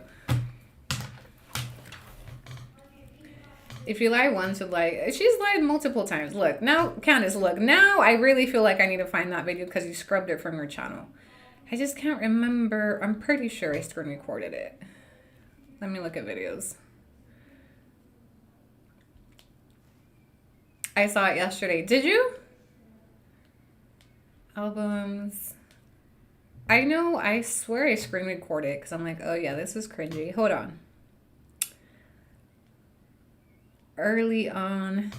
I can't believe her series has only been 3 weeks long. Why does it feel like it's been 2 months of this shit? It feels way longer than the 3 week. I dropped her episode on March 18th. I can't find it. I must have deleted it. It's in one of my old videos. It's still there. Can you link me? Can you send me a link somewhere? I don't know. Can you email me if you see it so we can play it? I can't find it. JP, can you... It doesn't let me copy. A ver. Hold on. Let me... A ver, T. Let me type in the Z, T, K, S, J, C, J, 7F.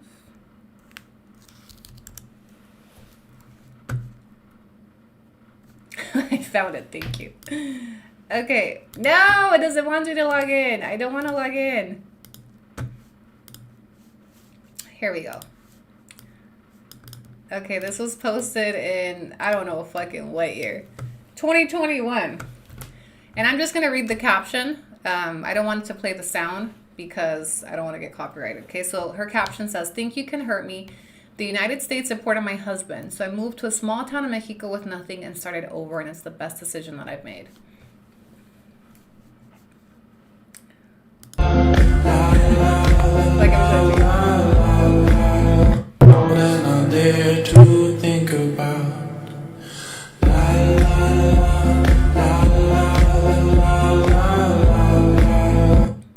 Not there to think about. okay. Those little tiki-talkies, the U.S. deported my husband. I just feel like it doesn't accurately represent like the story. Like it makes it seem like, oh, the U.S. government deported my husband and I had to move over here. Bitch, the U.S. government was trying to protect you twice.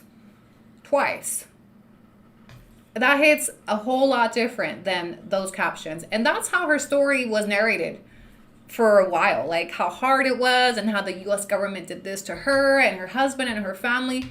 The U.S. government was trying to protect you from your abuser. And you followed him over. They tried to protect you twice. They were trying to intervene for you. With your tax dollars, yeah. But all of a sudden, it was sold like victims of the system. Sorry, but that's not the victim. No. Again, I personally feel offended by that shit. Do you know how many DV victims don't have that luxury that you had fucking twice? Like 2 fucking times you were given a shot to start fresh with your baby without him in the same country, break the cycle of abuse. You didn't have it in you, followed him across the border, and to add insult to injury, and all victims of domestic violence, you've romanticized that story. Now it's a love story across border. It's domestic violence across borders is what it is. That's what those headlines should be. Not no love story across the borders, domestic violence across borders. Domestic violence knows no borders. We hear the music. Sorry.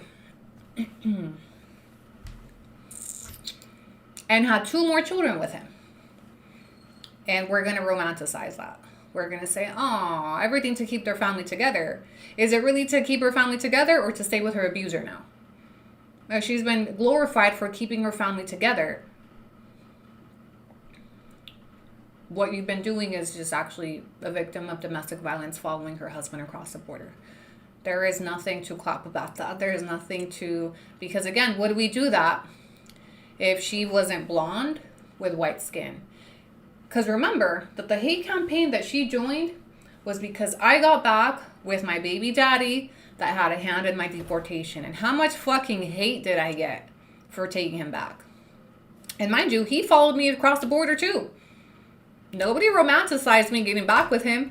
Nobody romanticized him following me across the border. That was my abuser following me across the border. And that's what jump-started that group of bitches creating all that content, and people were outraged with me. Rightfully so, I guess. But I want to give you the comparison because when a Latina did it, she was judged, she was hated on, this entire campaign ridiculed. When he finally assaulted me again, they compared the fucking bruises on my neck from being strangled to the fucking hickeys that they got. My hickeys are bigger than her bruises, okay? That's what happened to me when I got back with my abuser. But when it's a white woman, oh, good for her for keeping her family together and popping out 2 more kids and forgiving him and people can change. Oh, you guys are full of shit. The double standard is crazy. And I'll remind you, she co-signed all that content. Yeah, she co-signed all that content in 2022 when I was on the chopping block for getting back with my abuser.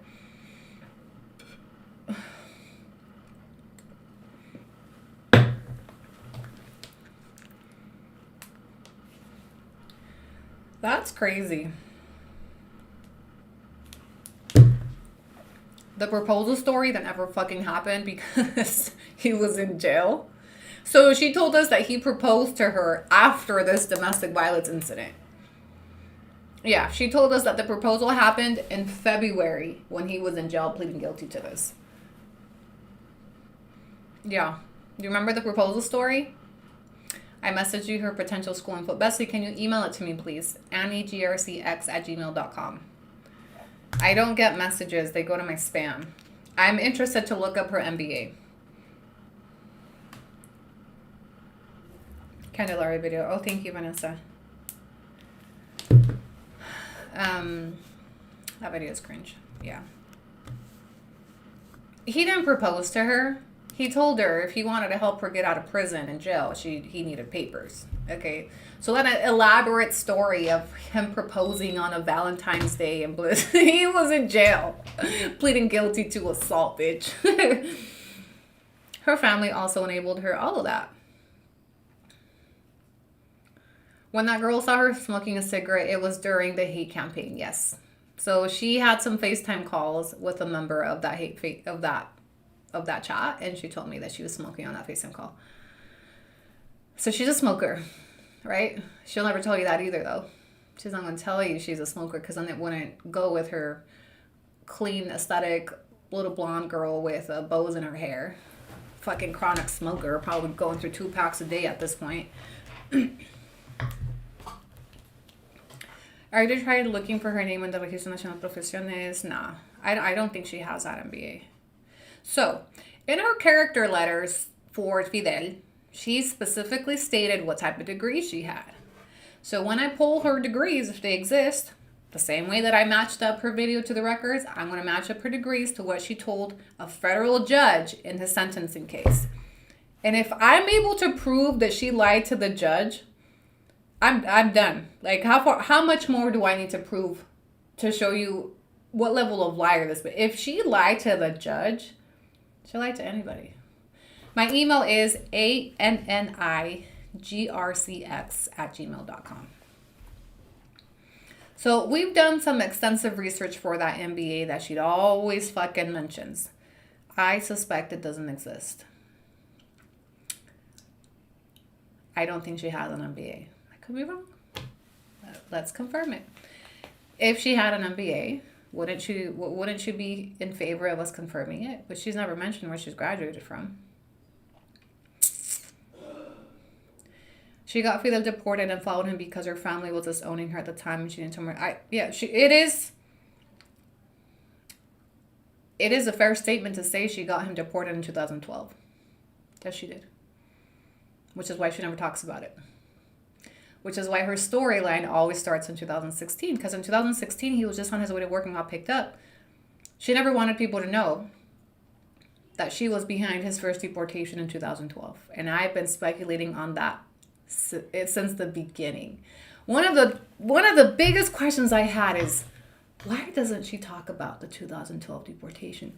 Why do all her interviews and all her stories and all her TikToks start in 2016? Our life was flipped upside down in 2016. Why does she have no acknowledgement publicly? Did your life not get turned upside down in 2012? Oh, that makes sense. Because you were in support of that deportation. You were the cooperating witness in that deportation. You were the victim in the charges that got him deported. That hits a lot differently than in 2016 he was picked up on his way to work. You're literally the reason he got deported in 2012. And that really changes things. She had a hand in his deportation. Yes, she did. She knew he wasn't documented. Called the police. She made specific statements. Our child was present. Our child witnessed it. He struck me in the face, closed fist. Specific statements that she knew would result in charges. She knew what she was doing. And I'm not mad at her for reporting DV. I'm not. What doesn't make sense to me is that when it happened, you were claiming I'm scared for my safety. He did this, he did that. When you told us the story, you downplayed it and said you weren't even a cooperating witness. So which one is it? Because now I just can't decide which version of events I want to believe. Do I think she could have lied to law enforcement? Yeah. I find her capable of lying to law enforcement. And we'll never know his side of the story because he didn't speak English. He didn't have legal representation. He was illiterate in jail. Right? So, I don't know. I don't know how to feel about, if I believe that he did that or not, but I have to go by what's on the report. We do have the police report details.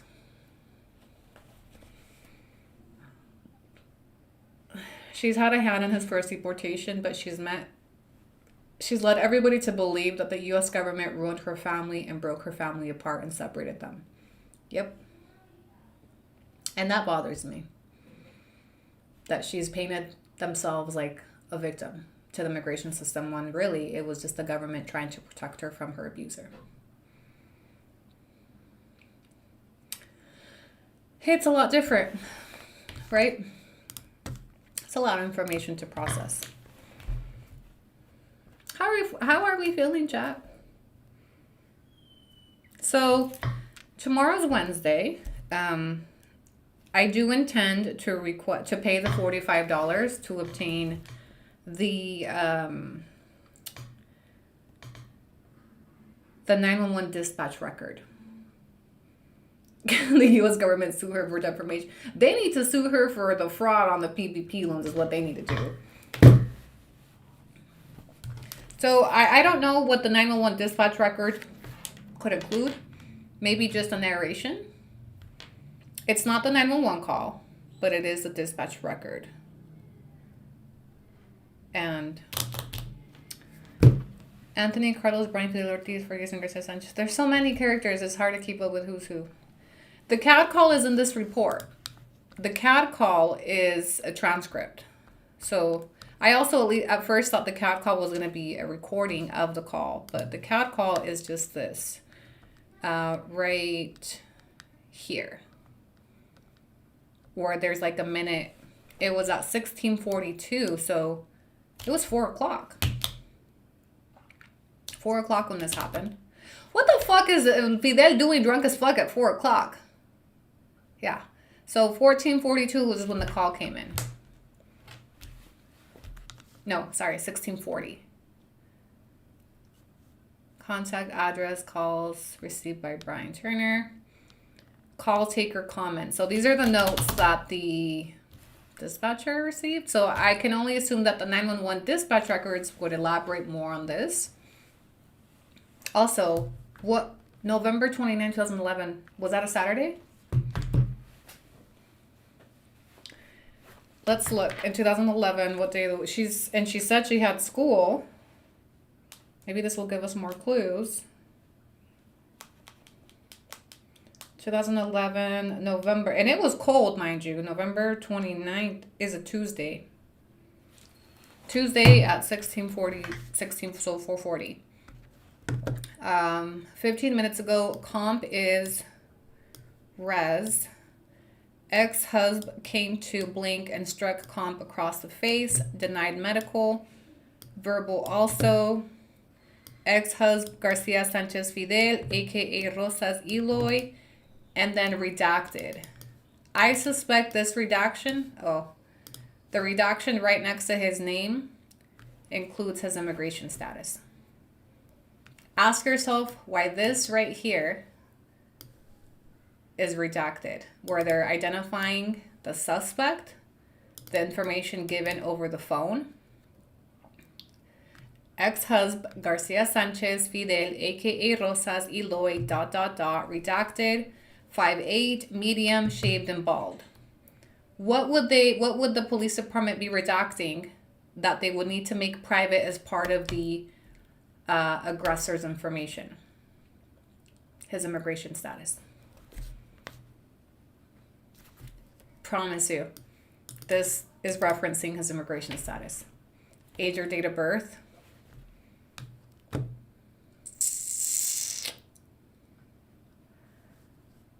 LSWTO, blue shirt, blue jeans. Ex-husband no longer on scene. Why would his age or date of birth be redacted? When it's made public, it's part of the police report up here. Let me look. I don't think it would be redacted because it's public records on his court docs. Boots with the bear. Shut up. Okay, hold on. Again, let me go through this. So, ex-husband Garcia Sanchez Fidel, aka Rosas Eloy, redaction, 5'8", medium, shaved bald. 1643, LSW teal, blue shirt, blue jeans, ex-husband no longer on scene, had chain wrapped around left hand, did not hit comp. Comp is short for complainant. Did not hit comp with chain. Negative other weapons, negative intoxication or drugs. As ex-husband vehicle red at 2000 Ford F-150, registered to Blink, witnessed occurrence. CC at location, complainant on CB on callback states ex-husband just drove in and out of complex. Vehicle Ford F-150, LSG SP, southbound on 200 East. Then thinks ex-husband turned on side street that takes you to State Street, blah, blah, blah. So they, in the CAD call comments, they redacted who the vehicle was registered to and something that was part of his description in the call. I believe this, and I could be wrong, this is just my speculation, and notice she was referring to him as ex-husband, so they weren't together.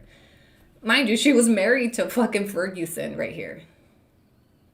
She was married to Ferguson during this call, but she was referencing to Fidel as her ex-husband. That's also kind of confusing. So in her description, there's something that they blacked out. What would they be blacking out? I think it has to do with his immigration status. Nationality, something. And look, the redaction, look, TikTok, bucket million. The redaction is substantial. It looks like a sentence, right? Look how short, and they have abbreviations for everything. This is a long redaction. 5'8", medium build, shaved bald, LSW teal shirt. This here is something identifying about him. And this is all information she is likely providing through the phone call, right? So 15 minutes ago, complainant is RES. I don't know what RES stands for. Ex-husband came to Blink and struck complainant across the face, denied medical, verbal also. So these are like minute entries, I think, during the call. So this, I believe, identifies his immigration status. And if she would like to disprove us, we'll then pull the report yourself. Comp is residential. Epstein files are all black. So I did remember seeing that the Epstein files, people were able to unredact them.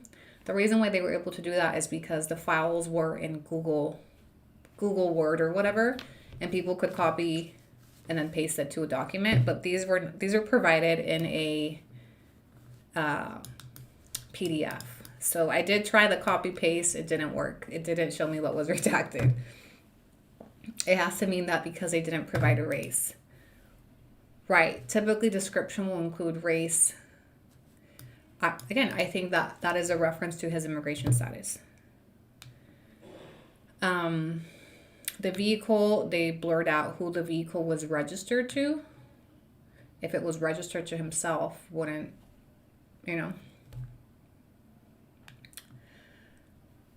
sad we didn't get the audio. Same. Yesterday I thought we would get the audio. But her witness statement, PDF can be converted to Word. Oh, here we go. All right. Yeah, but I just don't think that's going to work. Not that SLCPD be more on it than our DOJ. Use ChatGPT. All right, let me ask ChatGPT.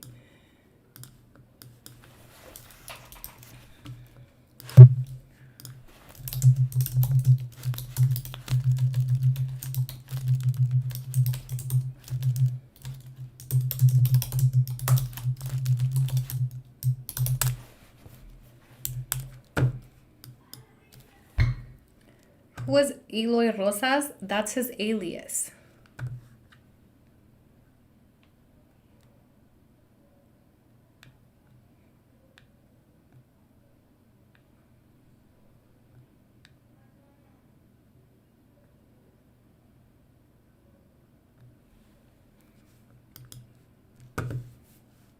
PDF readers text.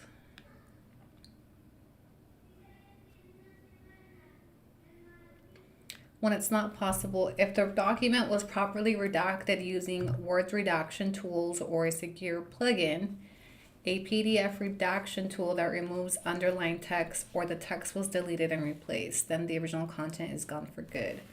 Trying to reverse redactions on documents you don't have permission to access can raise legal or ethical issues. Make sure you're authorized. Okay, ChatGPT is telling us to be on our toes, okay?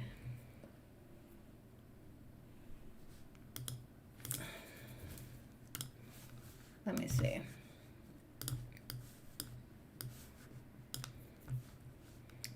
Let me drop in. Ask ChatGPT what personal information. So just by looking at it, I can tell you what information was redacted. Her name, the child's name, her name in any part of the report was redacted. Anything that would allow us to identify her. And also, there was 2 full paragraphs that were redacted. One part of the narration where she explained why they were fighting. Or she explained what was going on right before he picked up the child. The other is they redacted what she said she did as soon as she got into the apartment after he assaulted her. So it took out why they were fighting, right? And it also took out her answer to if she wanted a protective. So they took out things that could be invasive to the victim.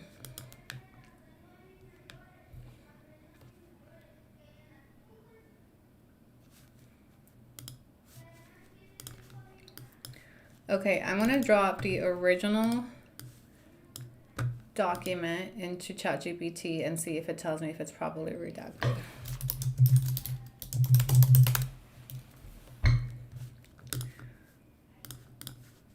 Receipts. Okay, what I'm seeing in this file, it's a scanned/flattened police report. Many pages, especially 6 to 9, 11, 13, are image-based scans, not editable text. The black redactions are baked into the image itself. That means there is no underlying text layer to recover. Example, on page 6, victim info, entire lines are blacked out as part of the image. On page 8 to 9, large blocks are removed, but surrounding text is preserved. On page 13, witness statements, the name and signatures are completely replaced with black solids.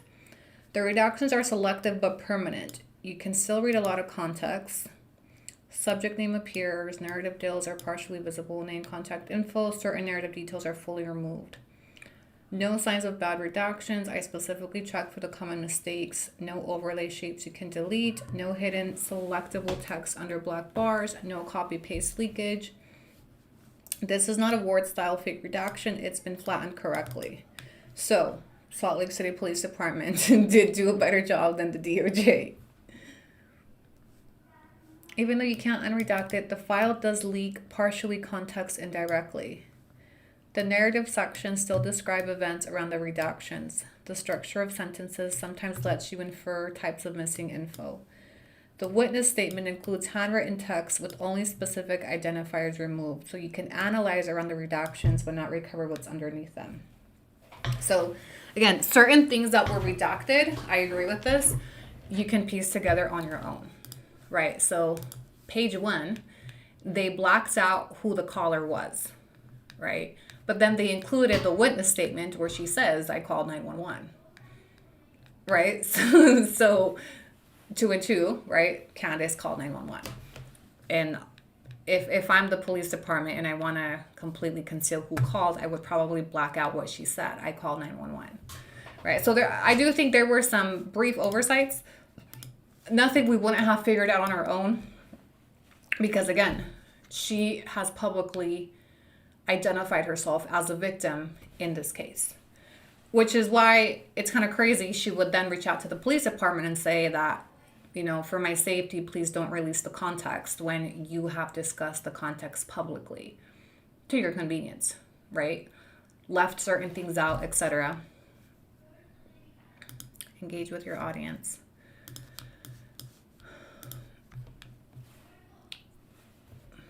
$162 new members on this live stream. Holy shit, you guys. Thank you so much. So because this is a member only live, it didn't tell me like on private, like on public lives, every time somebody new would subscribe, it would be like a green highlight. So I didn't see who was subscribing, and I just checked in here. It says 162 new members off of this live. That's crazy. Thank you guys. We're almost to 1,000. Thank you. What was the name of the person she had a restraining order on? Carlos Ortiz. I'm new. If you're new, drop a comment, please. I didn't get to personally welcome you or thank you because this is a member live, so I didn't get notification of people that were subscribing. So I actually thought nobody new subscribed, and I thought, oh, well, they're just over there on TikTok listening, which is fine too. I think I have her college. Please share it. We have an account with the clearinghouse ready to go. But in order to look up a college or look up her, do a verification on her, it's $20 each. And then we need to have a school name. So I don't just want to be shooting blanks and, you know, because there's a lot of schools. So if you think you have an information on her college, please email it to me and I'll put in my email here. But we're ready to do a verification, but we need a little bit more research. So this actually helped us with that. They did redact where she went to school because it was in here. She mentions, the police report mentioned where she went to school, but they redacted it. But at least we know now that in 2011, she was actively enrolled in school, or she claimed, and he wasn't with her at the time. So he wasn't that supportive, obviously, of her getting her degrees because he wasn't with her. Green badges are new. Yes, green badges are the new ones.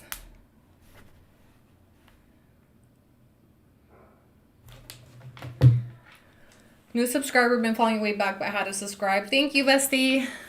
I'm new here. Lots of newbies. I will be dropping a giveaway this week as well. So thank you. Or maybe next week. Hopefully this week, but I'll do my best. I'm new. Probably ASU. Well, look, this tells us it wasn't online because think about it. He had to come pick her up so she could go to class. Her car broke down, so she had to call somebody. So there's a lot of hidden clues in here. And I'm glad we're analyzing together. Okay. This tells us she was going in person, at least for her bachelor's degree. And if we can find her bachelor's, then maybe she got her master's from the same place. Who knows? So it's in the state of Utah. Nina, welcome. She's been about it for 6 months. Love that. Welcome to all the new besties. Member check. Welcome all our new subscribers. I know there's also some Candace fans in here. I clocked a few yesterday in my comment section. Welcome. I bet it's Carlos Antonio Ruiz. But that's for her bachelor's, but that would give us a starting point. And I want to compare her bachelor's to what she told the federal judge. She told a federal judge she had her bachelor's in criminal justice and human services. So let's start there. If we find her bachelor's, let's take that and match it up to what she told the judge. And if she lied about her bachelor's, she probably lied about that MBA as well. Southern Utah University, how do you know? And if she's enrolled, and then what year would she...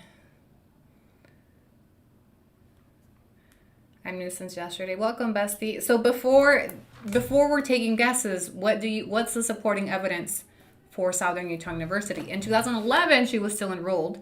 She told the judge that she graduated with her MBA in February of 2017, right? So at least we have a time frame for the MBA.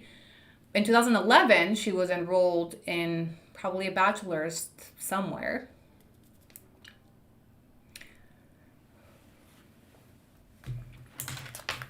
All right. If you scroll to Oak Grove, it says Candace Marie Smith. She might have changed school somewhere. A ver, somebody might have found her. Okay, Bestie. Love this for us.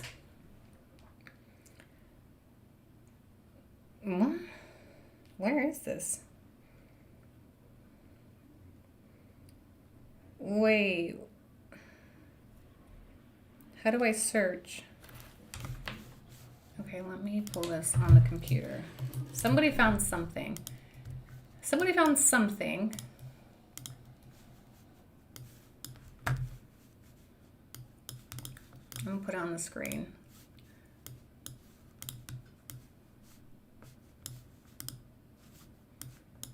Okay, see my receipts? No? Okay. Let me do control find. Candace Shantay. Oh, Oak Grove. Candace Marie Smith, Bachelor of Science. I have something, Bestie. Okay, let me look.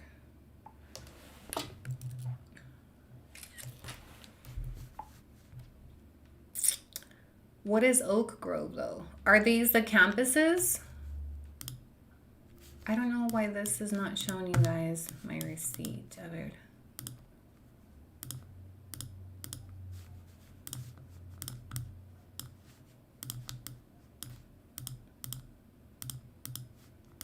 Are you guys seeing the police report here again? 2012 to 2015. What school is this, Bestie? Hold on, my receipts aren't working. Hang tight, I want to show you guys this.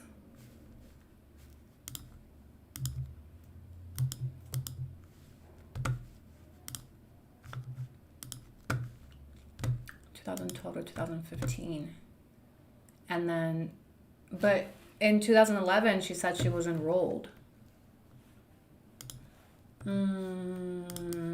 Okay, hang tight. We're getting somewhere. I'm glad we saved the research for the end. Okay, display capture. 2 seconds, you guys are gonna see my screen on here.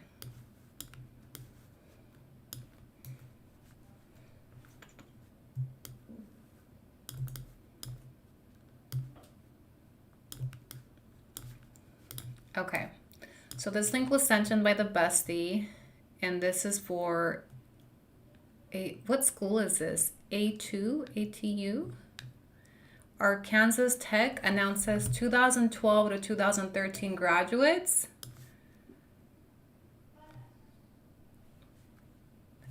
Okay, I think we found something. Bestie, do you got Clearinghouse ready? Okay, I searched for Candace, and it pops up a Candace Smith for Oak Grove.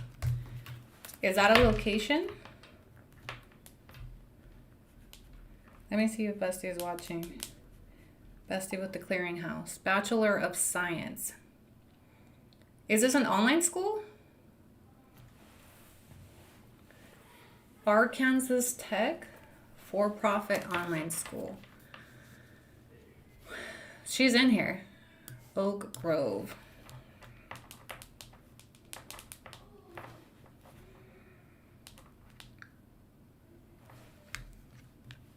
Hold on. Arkansas Tech.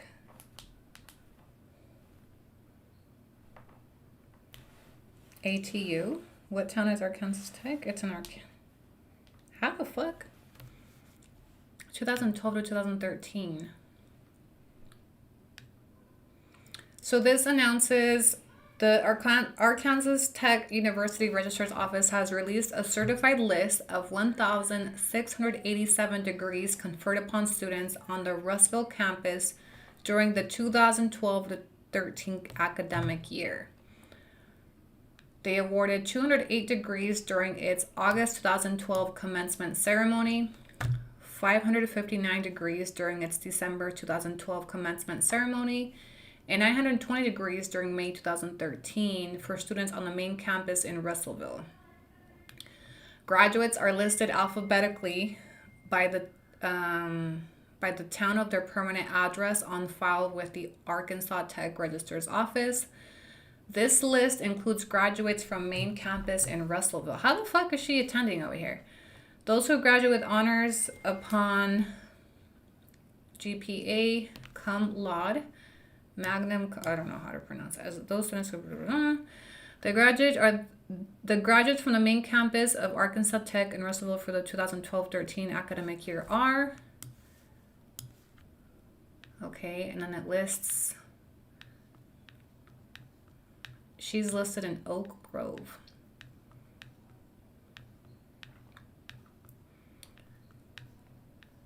What is Oak Grove?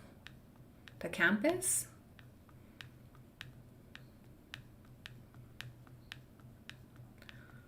Okay, scroll down and she's right here. Candace Marie Smith, Bachelor of Science.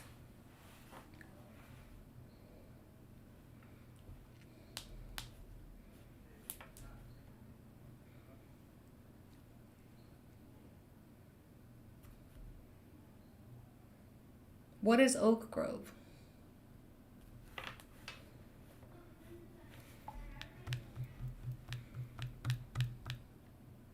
No, sorry. Arkansas Tech.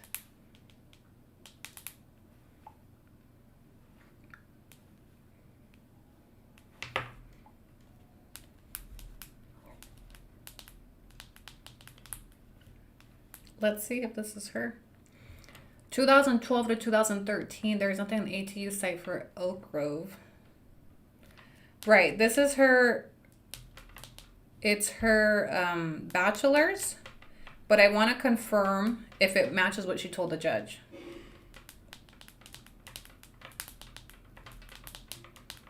So the reason I care for the bachelor's is I want to see if it matches.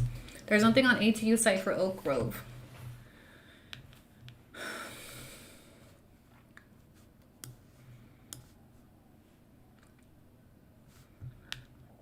Well, this says Arkansas Tech announces 2000. What if it's an online program? Let's submit.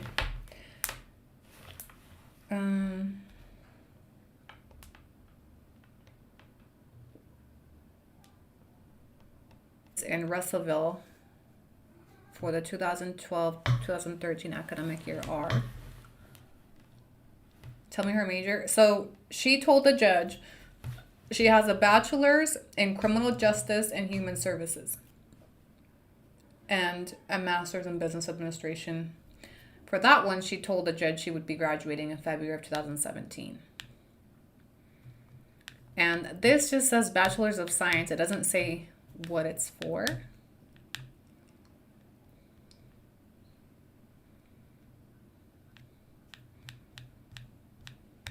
What else y'all got for me? Students. University home. Arkansas Tech University. Is there an online? Have campuses. Ozark Russellville campus website.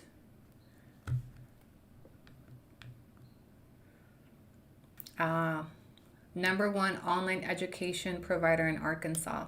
Most STEM field degrees to Arkansas high school graduates, blah, blah, blah.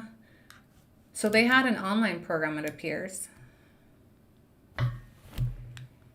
I want to see if she lied about what degree she has. So it looks like they have some type of online. It says #1 online education provider in Arkansas. What the fuck would she be doing in Arkansas? I don't know, Bestie. I mean, how many Candace Marie Smiths can there be? But she has no connection to Arkansas. I do suspect she lied about her majors.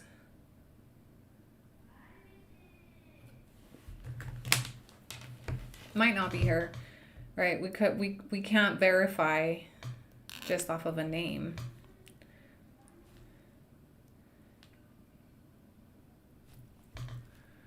Who did this?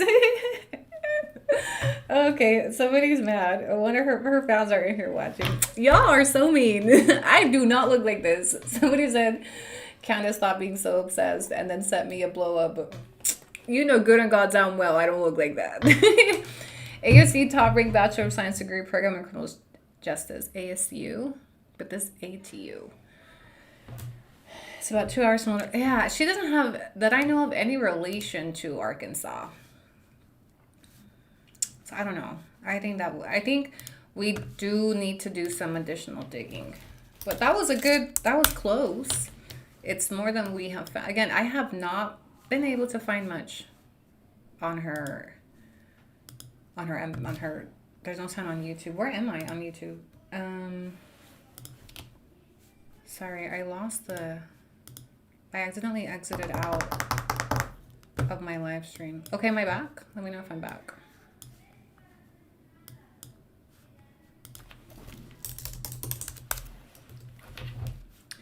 I do think, well, I don't know. Again, her police report, there is no sound. Exit and come back.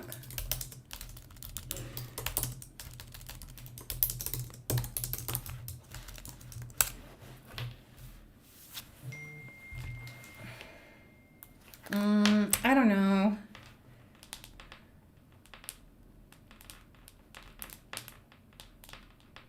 Yeah, I think it might not be her. There's got to be something out there where she has shared, I don't know, a job application, something. If she's actually working for that MBA, there's got to be something out there. Southern University of Utah has criminal justice and MBA programs available. Where is Southern Utah University? Southern Utah University, because she lived in South Salt Lake at the time. It's in Cedar City. She wouldn't be going all the way to Cedar City when she lived in South Salt Lake. It's far. Hella far. To be commuting all the way over there.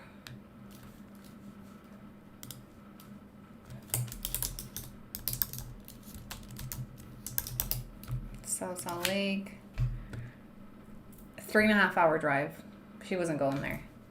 No, because remember the police report states she had to go to class. She was going to go in person. Remember, listen to what the police report said, that he came to pick up the baby so she could go to class. She goes to get in her car and it doesn't start. So she had to call a friend for help. Right? So she was going on campus somewhere. At least for her job, for her bachelor's in 2011. So it maybe even community college. She might have been going to Slick. You know what? Try Slick.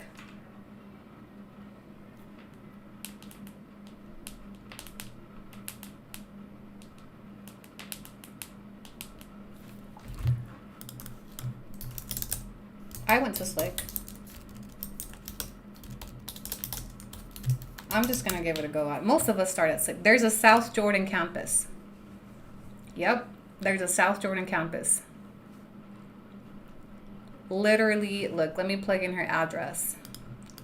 The address on the report, I think this is going to be it.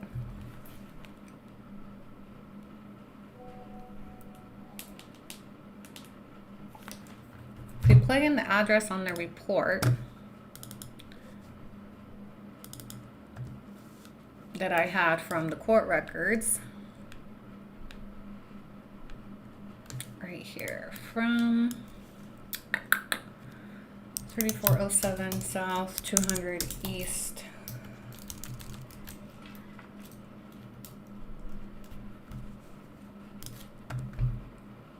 Eight minutes from South Salt Lake campus.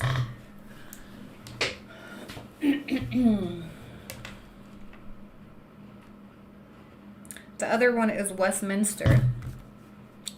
All right, we're gonna try Salt Lake Community College first.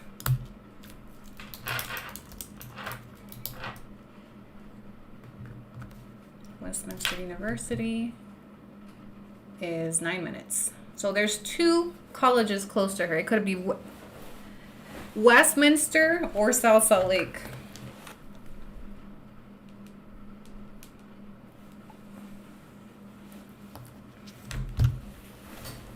Both of them are relatively close to where she was living at the time. Community college would only be an associate. So Westminster? Should we do Westminster University then? Maybe she doesn't have a bachelor. Maybe she just has an associate's. Would you need an associate's to get a bachelor's? Or can she go straight into a bachelor? College dropout asking. I know when I went to Slake, I was going for my associates of arts or some shit. You can start at Slake, then transfer for a bachelor's straight into Associates first, trying to. All right, check your email. Associate of Community College. So should we try? Yeah, Priscilla, I don't think this is her. This isn't her.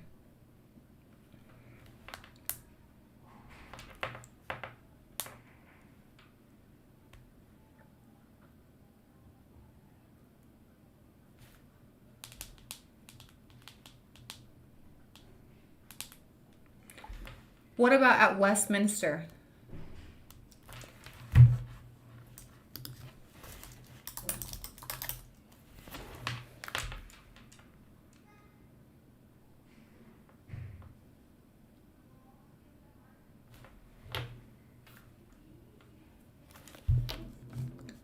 Hi, Bestie.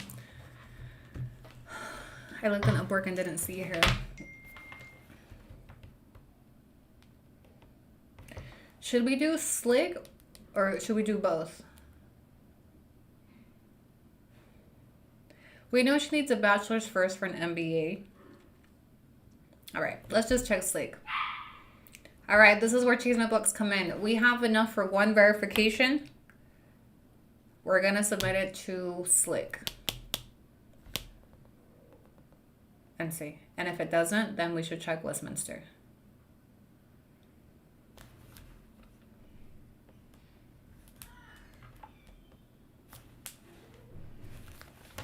Both.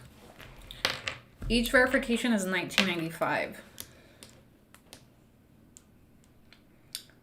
What year? She said she received her MBA in February of 2017.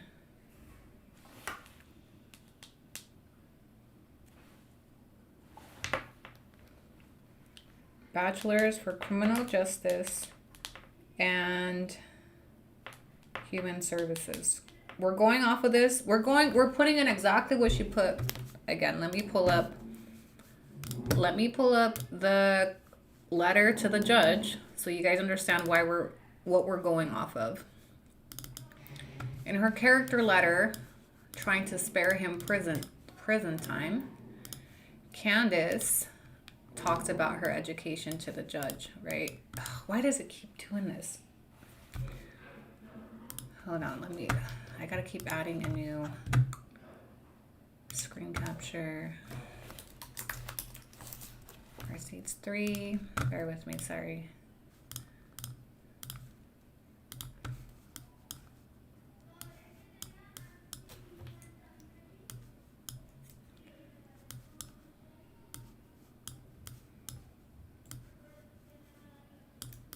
Okay, in her character letter, she talks about her education, and she states that she has a bachelor's degree in criminal justice,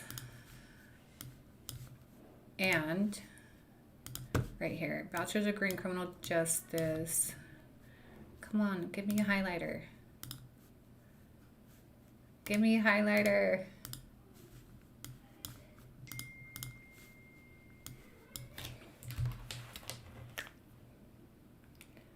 What would be the graduation year for that bachelor's?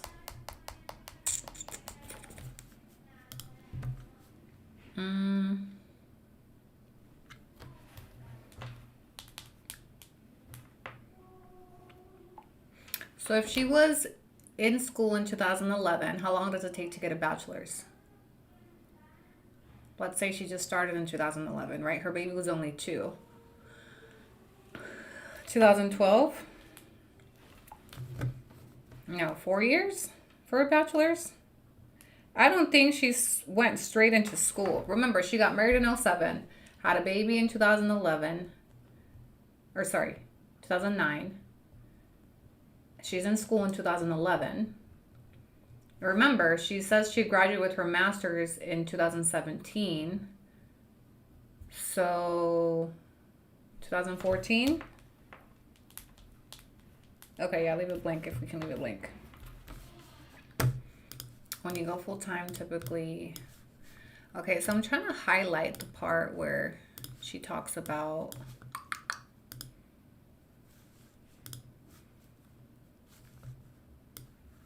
Right here.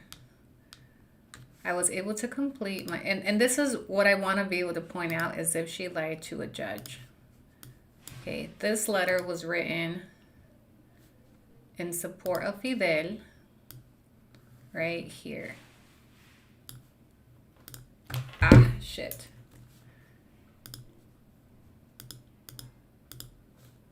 Okay, I was able to complete my bachelor's degree in criminal justice, human services, right there. Master's in business administration. Okay, you guys can see where I highlighted.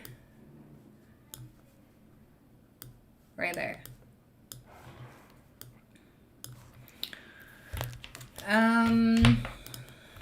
Brigham Young. No, she was too far. So again, going off of the police report information. God damn. It's a $30 fee. So the school charges an extra 10. Here we go. Hold on. So it's $30 to verify each request. Ahí te va. 1 second, Bestie.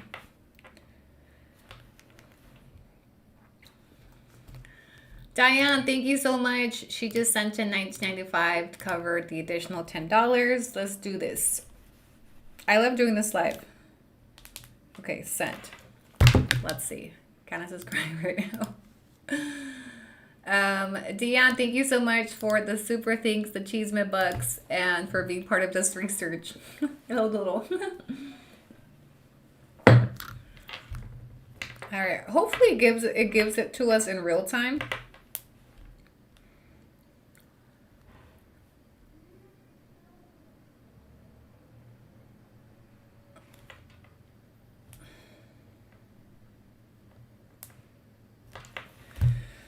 No way she was at BYU, divorced, unmarried, the kid out of wedlock. They have heavy moral code there.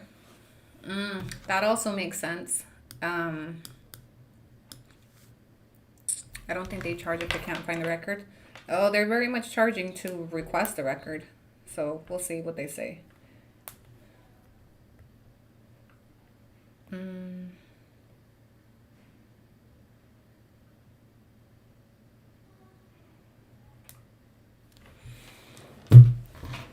All right, let's see what Bestie gets.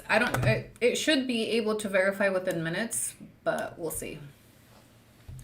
The reason why I think it's got to be either Slick or Westminster is because they were 10 minutes from her house when that DV happened. And in that DV, she tells the cop he came to pick up the baby to watch him so I could go to class. Had to be Slick. The most common one is Slick. It's very popular. Westminster, we could check there next.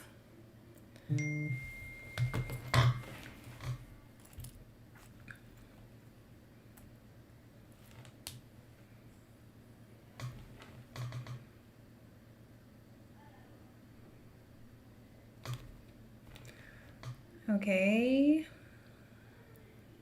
Pending school research. Who knows when we'll get it back.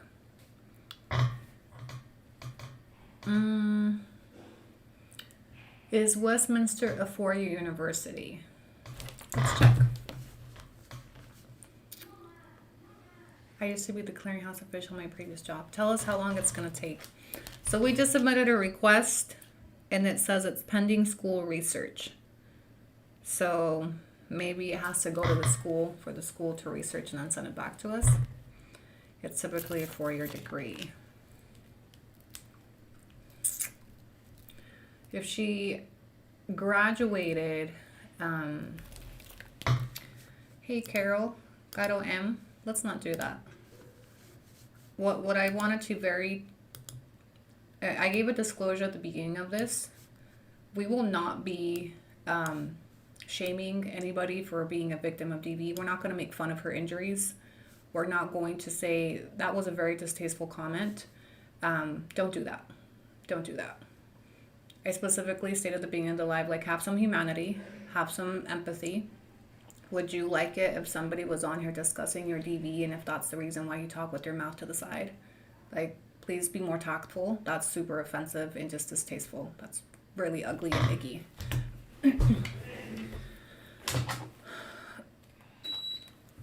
What's your email? AnnieGRCX@gmail.com. For a BA, if she did community college before, so maybe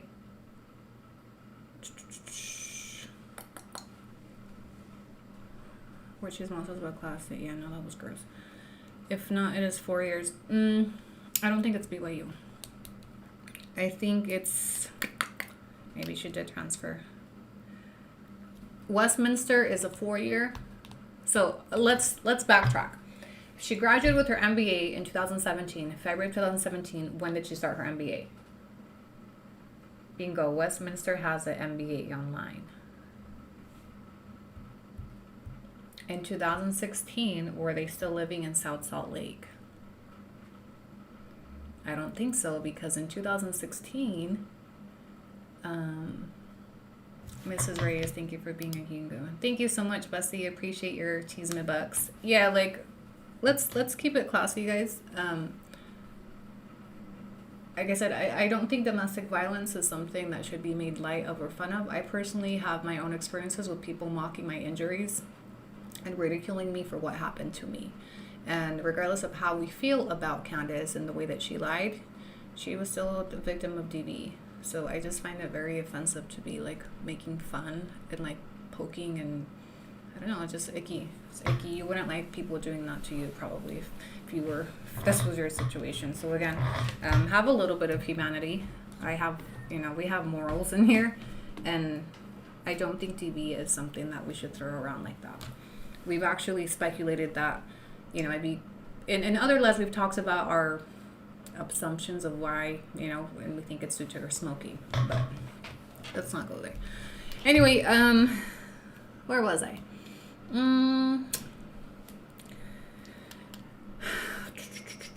Westminster, 4 years. Schools that use Clearinghouse send their records. When you submit a request, if Clearinghouse is able to match the records, they will send it fairly quickly. If no match, then it's sent to the school. Okay. And then the school, if it doesn't match, will the school be like, oh, we don't have this, but we have that?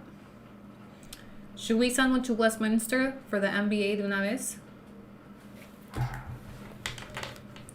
Fuck it, let's do it to Westminster. But, okay, no, hold on. We were talking about in 2006. Where did she live in 2006?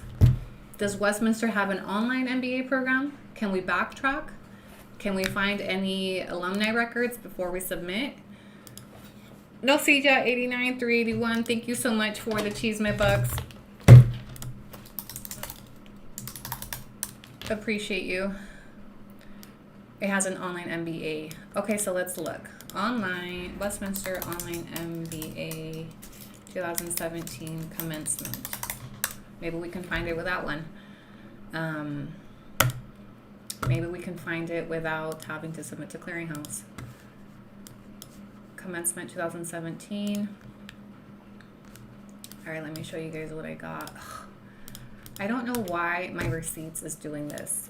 Like, it locks to the previous receipt that I had. Fuck. All right, I'm looking on Westminster 2017 commencement address by Dr. So if she graduated, she says she finished in February of 2017. She would be in the spring commencement, right? May 13th, 2017 was the commencement ceremony.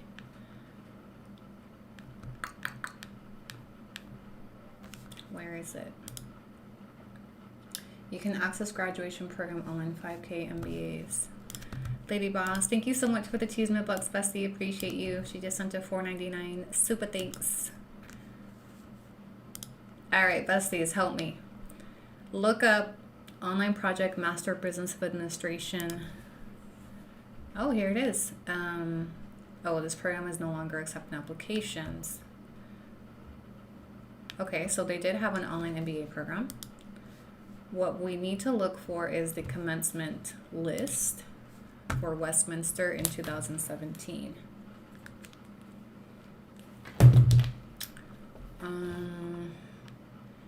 Unleashing the Power in Video, YouTube video. alumni and friends.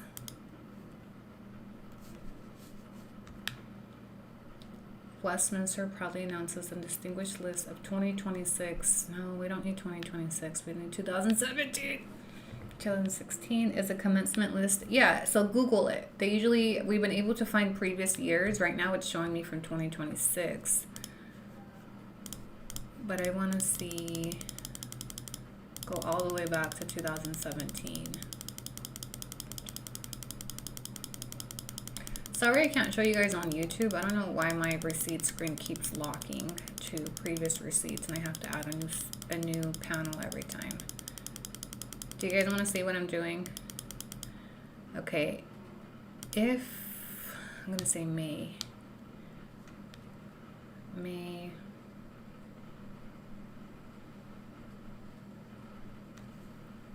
Homecoming weekends. April, homecoming. I'm not finding much. Alright. Ask ChatGPT to look it up. You think she'd mention the school? And exactly. If, for as much as she mentions the MBA, ask yourself why she's never mentioned where she graduated from. If you have a master's that you're always throwing around, wouldn't you say, I graduated from the Utah State University with an MBA in 2017 or whatever the fuck? Like, that's what raised some red flags when we started to break down how much she throws around that MBA, but never where she graduated from. Why doesn't she ever share where she graduated from? You know, for as much as she mentions on MBA and how educated she is, she only uses that MBA in her content, but I haven't seen it anywhere else. She did mention it in her character letter for Fidel, but she didn't mention what school. Her brother was also a student at the time, and he signed his character letter, student at, and then listed the university name. So it raised some red flags why she's never mentioned the universities that she attended, where she graduated from, if, you know, she is so proud of that MBA as much as she rubs it in everybody's faces. That's why I don't think that master's exists. Should we do one for Westminster?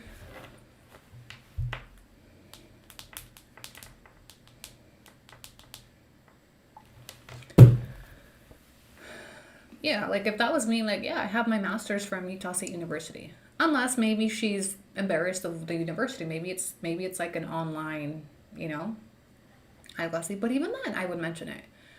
But again, she gives a lot of, I think status is important to her. Appearances are very important to her. So there's two reasons why I think she wouldn't mention it. Either one, that she doesn't have it, doesn't want people to look it up. Or two, she is embarrassed of where she graduated from. And we've never seen it, right? We've never seen it in her content, nada. So she's probably buying one and printing it right now. Well, the clearinghouse is the best way to verify. Maybe diploma, but even then it's a diploma. I wouldn't think any less of it if it was a diploma mill. I would still, you know, she went to school. She earned an MBA. Do you think Katarina found it? Katarina, what'd you find? Okay, Westminster is only 23. Okay. We're going to go ahead and send one to Westminster and see if it's there.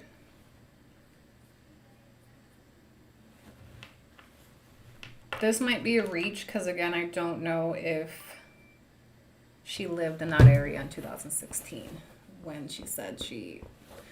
Let me go back to the police reports in 2017.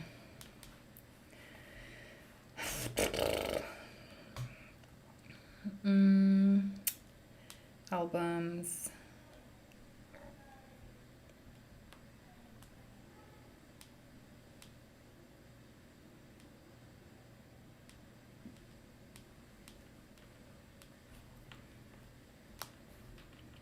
Okay, I gotta go back to 2023. What to be Harvard? I would be humbled if it was Harvard. Like, why isn't she throwing it around? Because look, not even Cisco. Cisco graduated from Harvard, right? You don't see him throwing his degree around everywhere, and he graduated from Harvard. Utah State University had PDF for the commencement. I didn't see her from 2012 to 2016. So she claims to have graduated with the MBA in February, to have completed her MBA in February of 2017. So she would be a spring commencement ceremony in 2017 somewhere. Okay, let me go back to court records.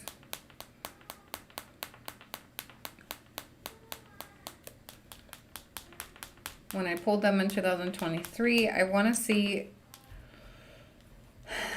where they lived in 2016, or what the court documents listed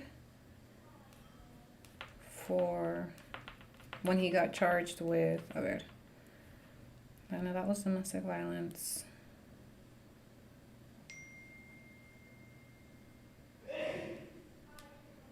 What did he get arrested for? Oh, he had that DUI.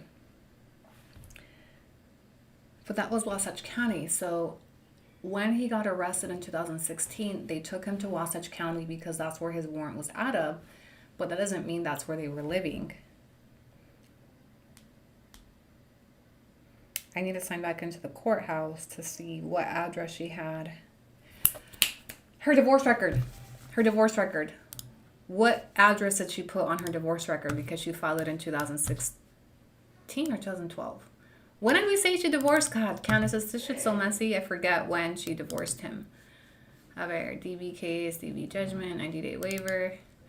Her address was in Salt Lake. So when she did, oh, this was in 2012. 2012, she lived in Salt Lake City on the east side. What address did she have in 2016? DUI case, acceptance, DV case history, probation report from 2014. He was on the run in 2014. Guys, I have to pee again. He was on probation out of Heber. Oh no, this was from Salt Lake APMP. He was being monitored by Salt Lake APMP, which means he was living in Salt Lake County.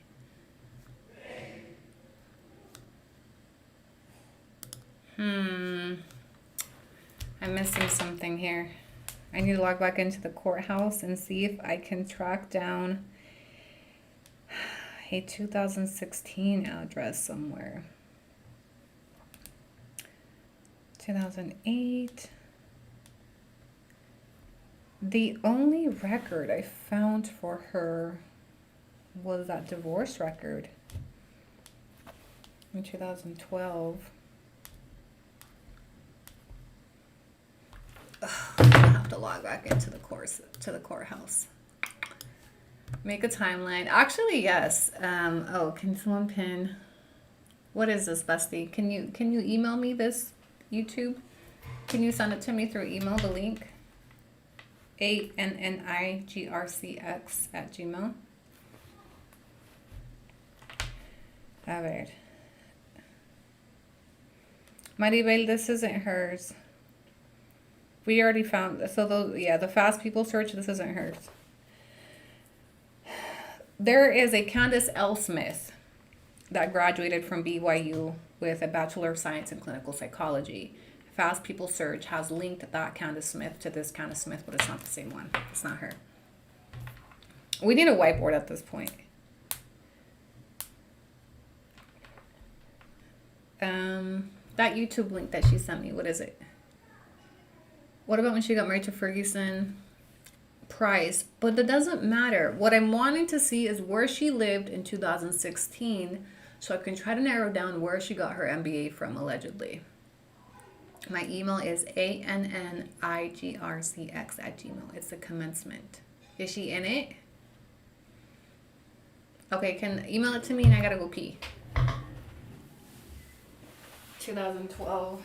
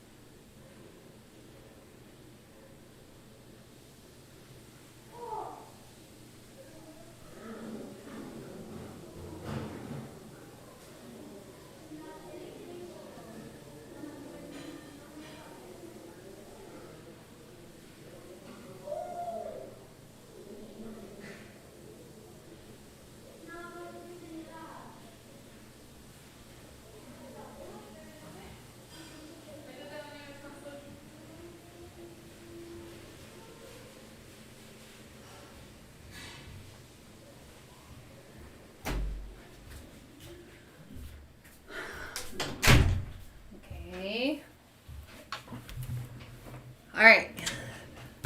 Feels like there's Springer. That was a lie. No YouTube today. We're on YouTube, but it's members only on YouTube. All right.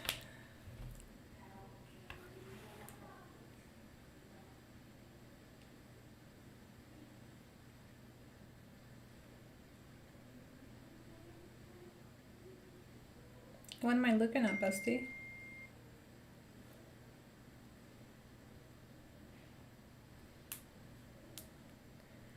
Somebody was going to send me an email for the commencement, or the link for the commencement.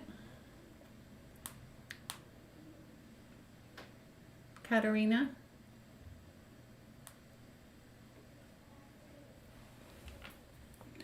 They said it was 5 o'clock somewhere.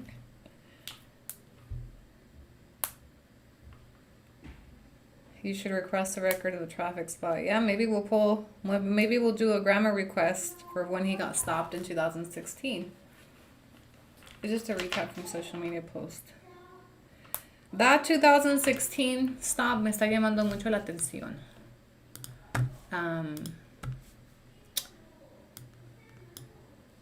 Where was he stopped in 2016?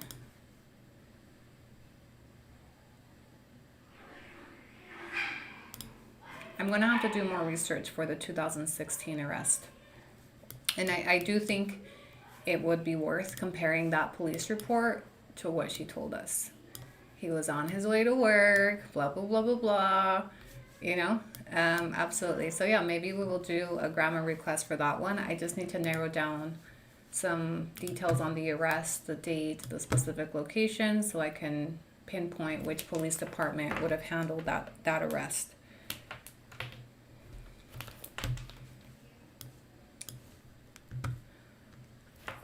I was waiting for that YouTube link. Somebody sent me a YouTube link on TikTok for commencement ceremony. Katerina? Let me go back and see.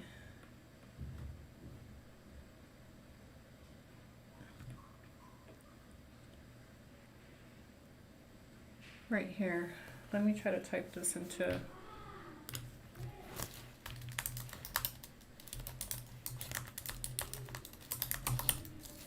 youtube.com/cnmmcg9v C equals D22HN dash YBJ4ND JOYU. Nothing. I need that link. If somebody can email it to me, please and thank you.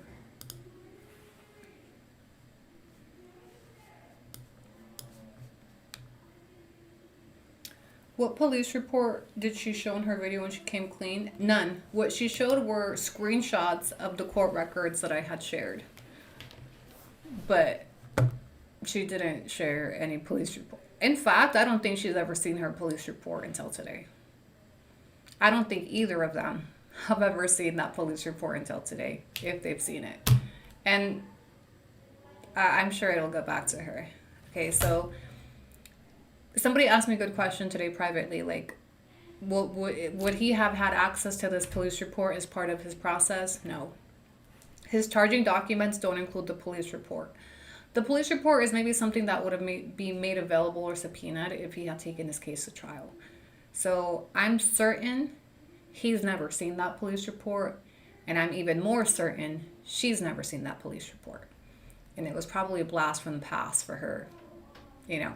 And how do I know this? Is that she didn't even know who to contact for the records office. So she sent her objection to the justice court, to the prosecutor at the justice court. And why did she email the prosecutor? She was tactful in this. The victim sent an email to the prosecutor citing privacy and safety concerns if that was released, because she knew that if it came from Fidel, it would be discarded because he is the subject and he pled guilty and it's public record, right? So the only possibility of her being able to claim something is as the victim. the victim would be entitled to privacy, but not the person that assaulted her, right? So, no, I don't think Fidel knows what's going on. And honestly, I wonder if he even knows she called the cops. I wonder if he even knows that she had a hand in his deportation.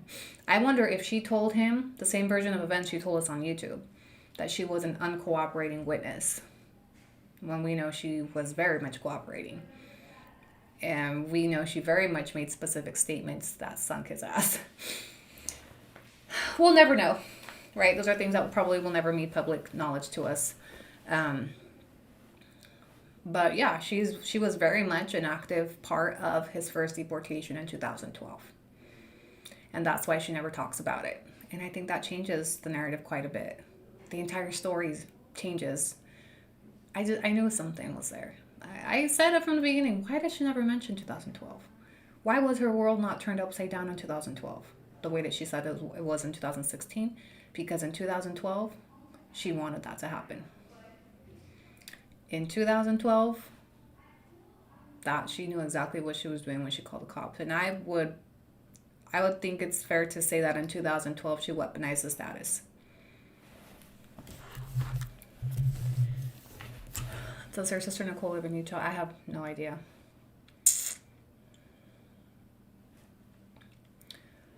The fact she didn't mind her son being taken by him, knowing she reeked of alcohol to hang out with her friend Anthony.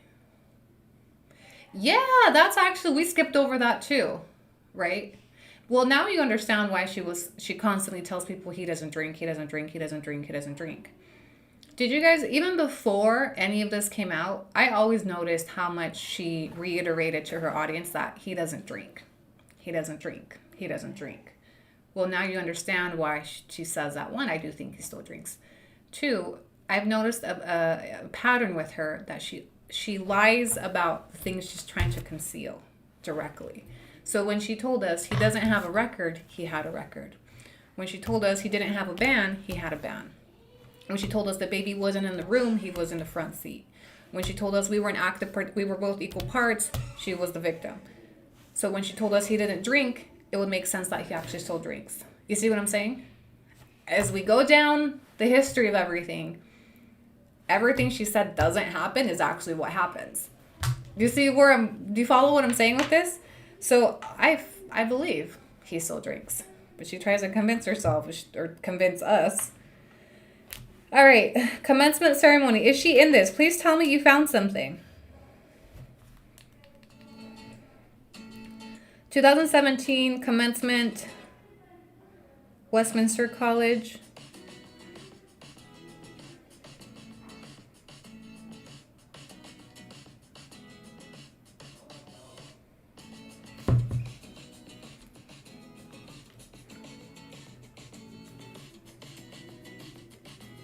Is she in this or no?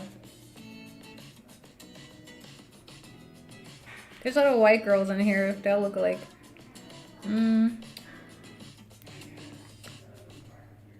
Just give me a yes or no before I waste my 5 minutes on this. Is she in this video or not?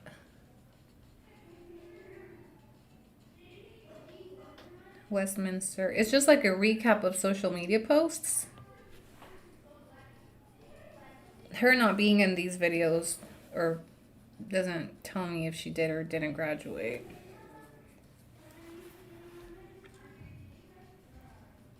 Or when she said I'm not a Trump supporter.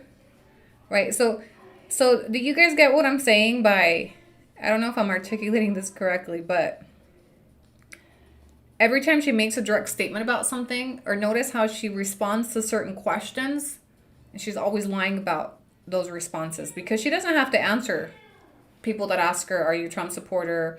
There's a reason why she answers certain questions, or is what I'm trying to get at. And usually when she answers those questions to her audience, she answers with a lie. That's something que me ha llamado mucho la atención. Guys, I don't see her in this. YouTube Live is members only, yes. I don't see her in this commencement ceremony.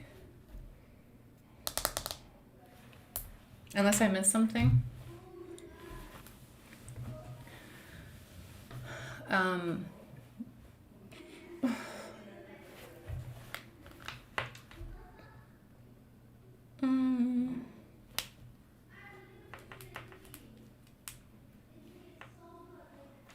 right. Her house is the biggest, not even close. You follow my drift, right? Do you see the pattern? Let's try to go down the line of all the lies in chronological order. I'm gonna do my best, right? My husband has no criminal record. He entered just for being undocumented. He had a lengthy criminal record. My husband doesn't have a lifetime bar. We live here because we want to and we're happy. He had a lifetime bar and 2 prior deportations, right? Is he your son's biological dad? Yes, he's my son's biological dad, which we don't know if that's true or not, right? And then what else? Is your house the biggest one? No, not even close. What else off the top of my head? You see what I'm saying? Like there's been a lot. The DV. The baby wasn't even in the room. He was in the front fucking seat and she told the cops they witnessed it. It was an equal part thing when it was just Fidel that hit her across the face with a closed fist. They just charged him because it's the state of Utah. I was not a cooperating witness. She was a full cooperating witness, gave witness statements, gave victim impact statements. She was very much cooperating. You see what I'm saying? The loans.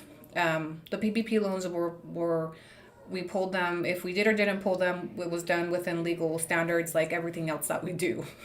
Like everything else that we do. You know what? Let's watch that video really quick.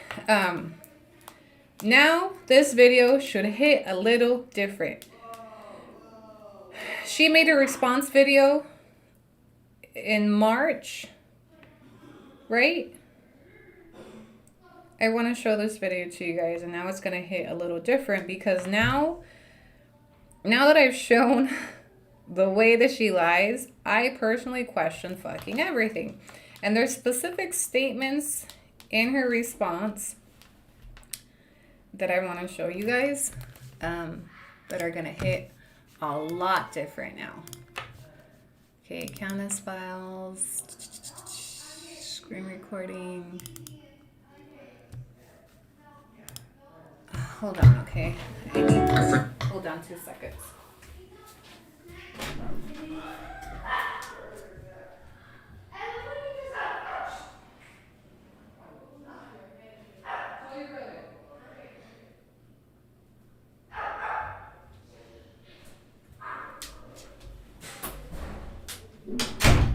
Okay, we're almost done, I promise. Okay, the response video. Tools. Waiting time, story time. Please tell me I don't gotta re-download it. God damn it. Okay, hold on. Let me pull this video. I hate when I come up with these ideas real time because I don't have the receipt ready for y'all. But she made a response video recently that I need you guys to rewatch with all of this current context. When was this? Why can't I find shit today?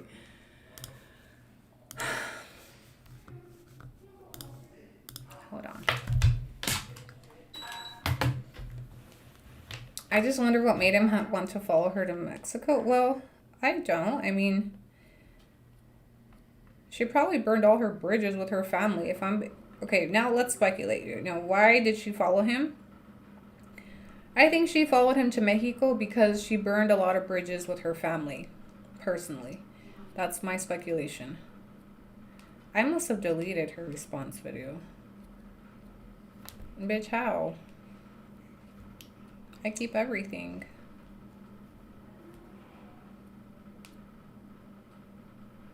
Oh, here it is. Okay.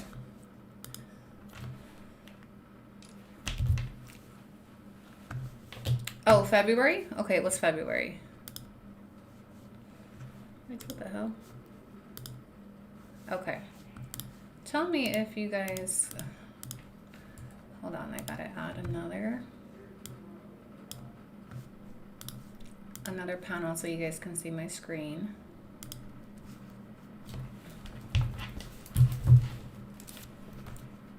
Display capture, built-in retina.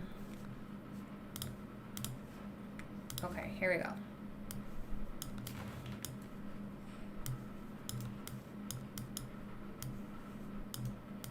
Okay, you can see, yes? Okay, we're gonna listen to her response video where she addressed some things in February of this year. By saying thank you to all of you who have reached out through messages and even some comments.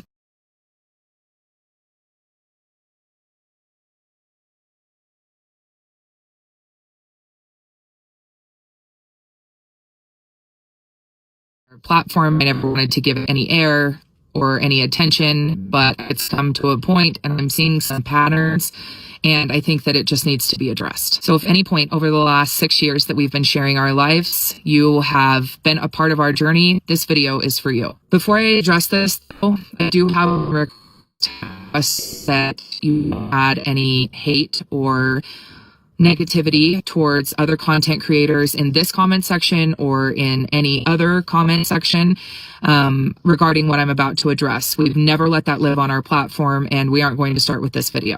For those of you who have been following our journey and our life here in Mexico, please know that this is the one and only time that I will address this on our platforms.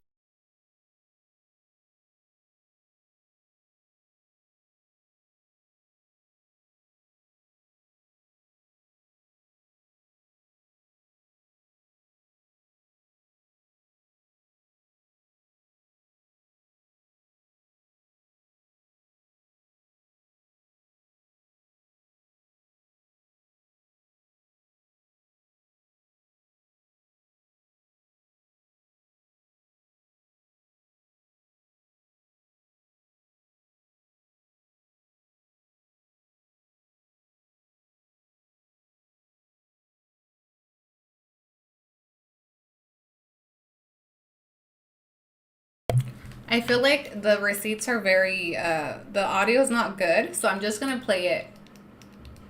It's not playing. I'm just gonna play it over here, okay? This person, that is my opinion. Hi. Oh, it came today. I was gonna come in and give it the banana call. Thank you, my love. I'm almost done. I'll wrap up soon. So, okay. Can you guys hear okay? But it is not a fact, and it does not make that screenshot or its contents a fact. Is it currently pinned to her TikTok right now? Oh, that's crazy.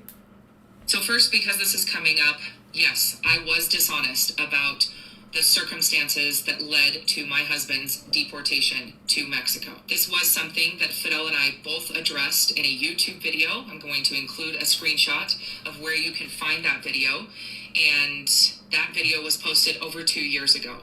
If you would like to see that information and view its full contents, it's there. So she repinned this video because that's her response to everything we've done. This is the video we just broke down today. Okay, so she says, yes, I lied, but I came and told you guys the truth on this video. This is the video we just went through, and we know that she also lied on this fucking video. So she keeps trying to use this video as a, okay, yes, it happened, but here's the truth. And if you want to know the truth, go to this video. Mind you, this fucking video contains just more lies. Let's play. I want to be very clear. I would never send anyone to harm another human being. These are families. These are real people. This is real life. I would never do that, nor would I participate in it. And I would hope that you all know me better than that. 3 years ago, I made a comment on a YouTube video of mine where I stated that I believed 3 content creators were dangerous. I made that statement based on their actions towards each other and nothing more. With regards to... But remember, she didn't think her husband was dangerous. She didn't think her husband was dangerous, but she said, I was dangerous because of... Now, those actions she was talking about is that group of bitches getting the cartel on me. So it still doesn't justify how she tagged me as dangerous because I wasn't doing shit but defending me and my family. So I'm still mad at her for that. Any government assistance or loan programs that we may or may not have participated in, as with everything else that we do, we follow legal guidelines. Pause right there. As with everything else that we do, she told you right there, I am who I have always been.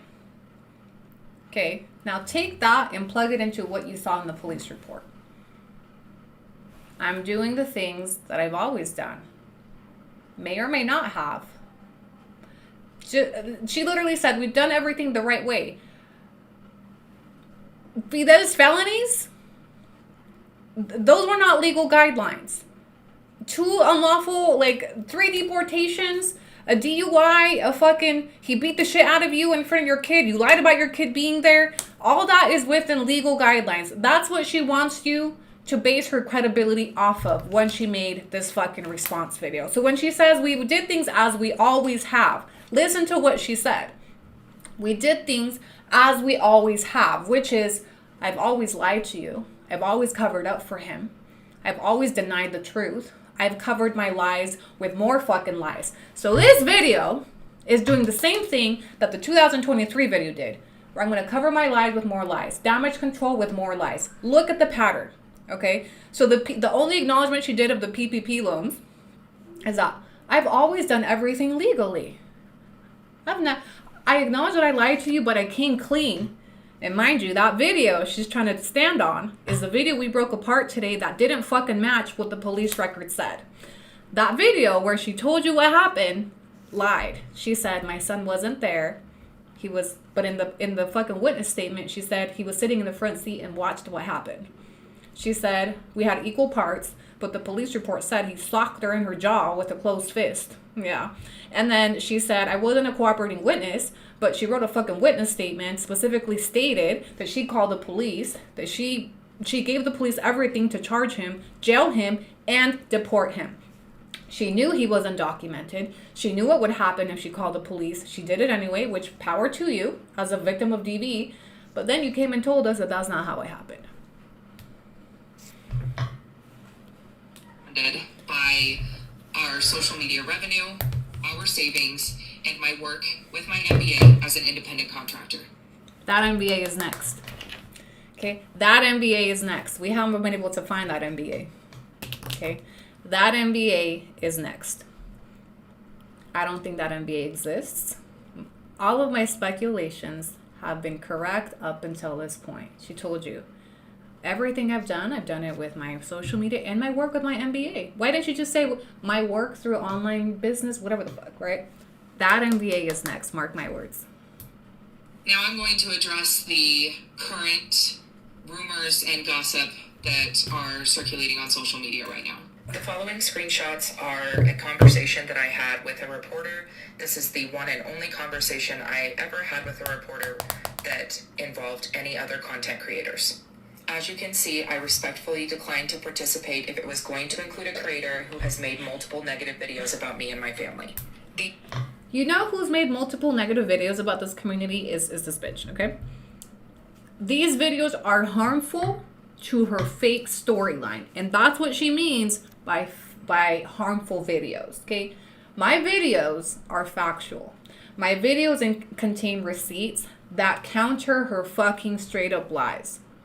So when she says, I didn't want anything to do with this creator, although I'm at the same time, I'm going to reach out to all the creators she's currently working with in Puerto Vallarta, but I don't want to work with the reporter. So when she tells you she's made multiple harmful videos to her fake fucking storyline. That's what she means by that.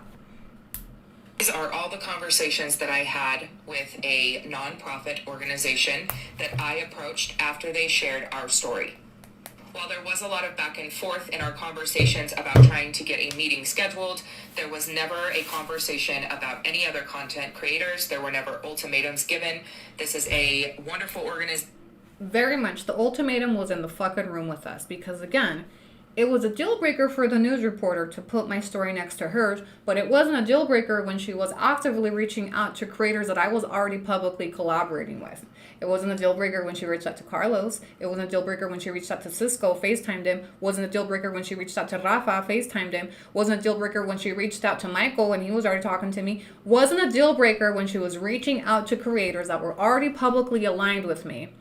But it was a problem. It was a deal breaker for the news article. Oh, okay. You know what the funny thing about all this is?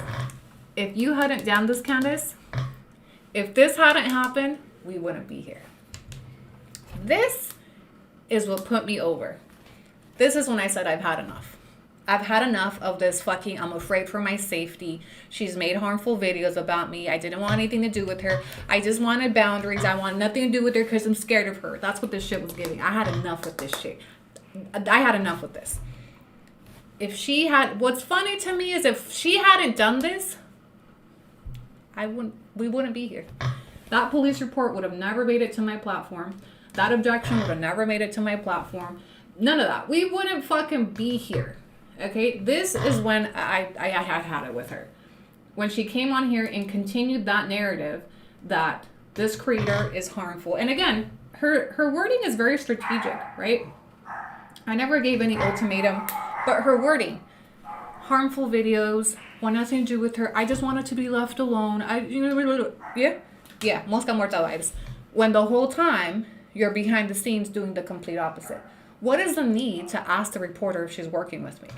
What is the need to give a declaration about me, a disclosure to every creator, reporter, nonprofit that you work with? She knew more about who I was working with than these people did. She knew more about where I was working than the news reporter did. So again, if you're just trying to stay away from me, why do this? Why jump into the same swimming pool I'm in? Okay? I was not talking about her during this time. I was trying to do my collabs, do my thing. Nothing to do with her.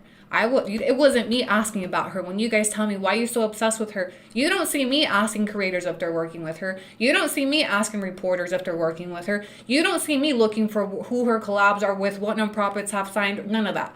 You don't see me asking for her like this. Okay? So when you guys tell me I'm obsessed, the person that's obsessed is Candace. So much that since I exposed her in 2023, she has not been able to stop following me because she knew I was onto her shit and I'm the one person that could likely expose her entire storyline. And that's exactly what happened.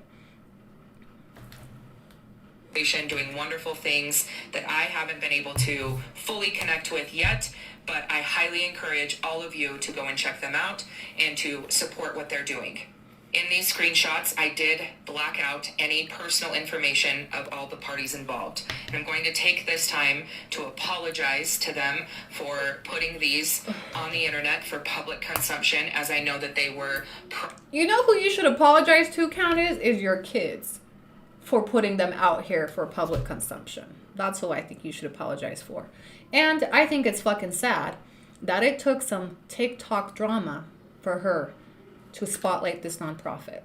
For as much as you guys say that she does so much for the community, she just wants to help, it took her getting pinned against the wall by me for her to shout out this nonprofit that she had been working with for an entire 6+ months. Not a shout out, not a share. And why didn't she do that? Because I was aligned with this nonprofit. And that should tell you everything you need to know about where her intentions are. And it's not about helping the community. It's not about helping families that are being deported. It's not about none of that, because those families that look to her for help are the same families she's lying to. And people are making life-altering decisions off of the lies that she is telling them in this fake story that doesn't exist. Private conversations. However, because of what is being said, I wanted to make sure that it was very, very clear that this was what actually transpired and that other things that are being said are simply lies. Next, you can see that they're... Right there. So now I'm a liar. That part right there. Everything else that's being said, she's a liar. I don't appreciate being called a liar. You can call me a lot of things, a fucking hater. She's crazy. One thing Annie is not is a liar. The fact she was lying, pointing to me as a liar, the level of public gaslighting that I have endured with this white woman is enraging to me. Those police reports tell you I'm not lying. Those police reports tell you who's been lying for fucking years and still had the nerve to get on here just a month ago. Anything else that you hear from her is lies. Oh, so the police department is lying? The state of Utah is lying? The PPP loans are lying? Salt Lake Justice Court is lying? Wasatch County is lying? Wasatch County Jail is lying? After all the receipts we've gone through, are you still gonna... One thing I am not is a liar. You can call me a lot of things. Oh, she's a clout chaser. Oh, she's a blah, blah, blah, whatever. I'm not a liar. You lied. You lied, and to this day are lying. That was part of business formation documents in regards to a podcast. I also included a moral clause that was... I'm going to read you guys that moral clause, and now you guys will understand why she included certain verbiage in here. And this was what made Rafa step away. Her moral clause is crazy to me. The level of control she wanted these creators to sign to, and I'm specifically going to read the personal social media and public platforms and obligation to notify clause that she shared. Okay, content posted on personal or professional social media accounts, including but not limited to Facebook, Instagram, TikTok, X, Twitter, YouTube, Snapchat, LinkedIn, podcasts, blogs, group chats, or live broadcast. Comments, shares, likes, or endorsements on third-party content that may imply agreement with harmful or controversial messaging. Any individual who becomes aware of potential reputational harm, whether through legal accusations, viral content, or public controversy, must inform other members within 48 hours. Why do you think that's part of her moral clause, contract, or whatever? Because she wanted these creators that she was putting in her pocket, that if you see anybody talking about me making harmful videos, you have to tell me within 48 hours. We're going to regroup and we're going to talk about damage control. Now you understand why Carlos took such an active role in publicly defending her in comment sections all across TikTok when some of this content came out in the last month. They have to snitch for me. They have to protect me, and we have to damage control. Just like this video. Read between the lines. I don't know why she thought sharing this was a good idea. Part of those business formation documents. At no point was anybody named. Yes, that clause extended to private group chats. Like, you can't even talk shit about her in private group chats. If there's a group chat that's talking shit about her and you don't tell her, you're violating her contract. Private group chats, private messaging, off social media content was part of her this fucking contract. Isn't that diabolical? Like, the level of control she wanted from these content creators, that's fucking crazy. That's even farther than an NDA. This is a disclosure agreement. So now you understand Carlos's behavior because he signed that shit. She owned them with that shit. It's like she had little employees looking out for her on TikTok. Why? For when I came through with receipts. Okay, so she was picking up allies. So when Annie came out with receipts, I'm going to have allies. I'm going to have a reputation. People are going to believe me. They're going to see that Annie's a problem. People that used to be her friends aren't her friends anymore, and they're on my team, and they're going to be publicly defending me. Obviously, it didn't happen like that, or we wouldn't be here today, but that was what her plan was. Horribly wrong that plan went, because now look, it didn't go according to plan. She miscalculated one of those members, Rafa, and that was where all of this began to unravel. Or alluded to in these documents. And again, this was for a business formation, not collaborations on social media. Last, our private... Wait. She said that was for business formation, not collaborations, but the entire thing talked about social media, controlling their responses, what they could engage in, what they couldn't engage in. It was for social media and private messaging. So what the fuck, Candace? Like, I swear, she be gaslighting people so hard, and even with fucking receipts in her face, she will be saying something and showing you something completely different, and y'all will just take her word for it. She's literally telling you this wasn't even for social media, it was for business, but the document literally says for social media. The document literally talks about social media purposes, clauses, viral content, harmful videos. It had everything to do with social media. Conversations that I had with somebody that I thought was a trusted friend. Let's pause there, okay? So now she's showing receipts of her trusted friend, mind you. This is... Okay. Her trusted friend This is a screenshot on May 14th, 2025. She followed Rafa on May 1st, approximately. So she knew him for 2 weeks and expected this to be a trusted safe space where she had video conversations, a 23-minute conversation venting about me and her experience with me in May 2025. What was I doing in May 2025? On a fucking yacht, bitch, for my birthday. I was at the peak of my collabs with multiple creators, hadn't fallen out with nobody, was just doing my thing, minding my business. And she's having 23-minute FaceTime calls with creators she just met 2 weeks prior. Where did she find them? From my platforms, because I was collaborating with them publicly. So while I'm on a yacht for my birthday, she's conditioning people. She's calling and venting about me, right? He offers to mediate. She says no. But this, right, I think it's crazy she shared this. This didn't do what she thought it was going to do. Why is your safe space a random married man that you met 2 weeks prior? Why is your safe space not your husband? Why is your venting space not your husband? Why are you calling creators that you just met 2 weeks ago that were my friends or at least linked to me and you knew how to report with me and you thought that was your safe space to vent about me? What the fuck was I doing in May 2025 that you needed to vent about? Go back to my content in May 2025. I wasn't fucking posting about her. I had left that shit in 2023. This is why we're here today. When you tell me, why are you so obsessed with Candace? No. Go ask her why she's so obsessed with me that she's calling creators 2 weeks after she met them and having 23-minute private FaceTime calls about me. Go ask her why she's this obsessed. And then it goes a little bit further. Conversations that I had with somebody that I thought was a trusted friend. This person. Then she's sending 6-minute recordings of my live streams. 6-minute recordings that she's watching. She wants nothing to do with me, but she's going to watch all my lives. So when you tell me, why are you so obsessed? Ask Candace why she's so obsessed with me to the degree that she's watching my fucking live streams, recording them, sending them in these private group chats, messages, and talking about me. When you guys tell me she never talks about me, she talks about me a whole fucking lot behind the scenes. She talks about me quite a bit to anybody that will listen privately. This is how she's been gaslighting me for fucking years, and I'm so tired.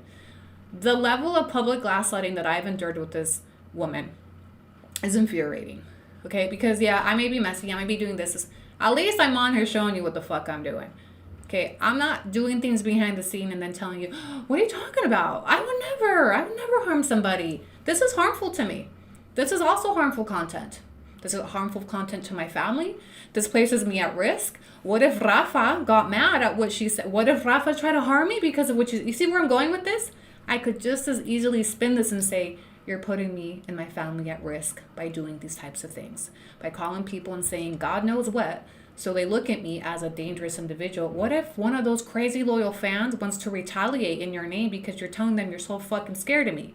You see where I'm going with this? I could do the same shit and play the I'm afraid for my safety fucking game. Because she does the same shit behind the scenes. Okay? Had access to where I live and my phone number, and I thought I was. Guess what, Candace? Now we all know where you live. I didn't need to get your information from any of your collaborators because you share so much of your life online. We were able to Google map your fucking house, including your rental. That's how easy it was to find. So if I really wanted your information that bad all these years, you're not hard to find based on the information you have made public.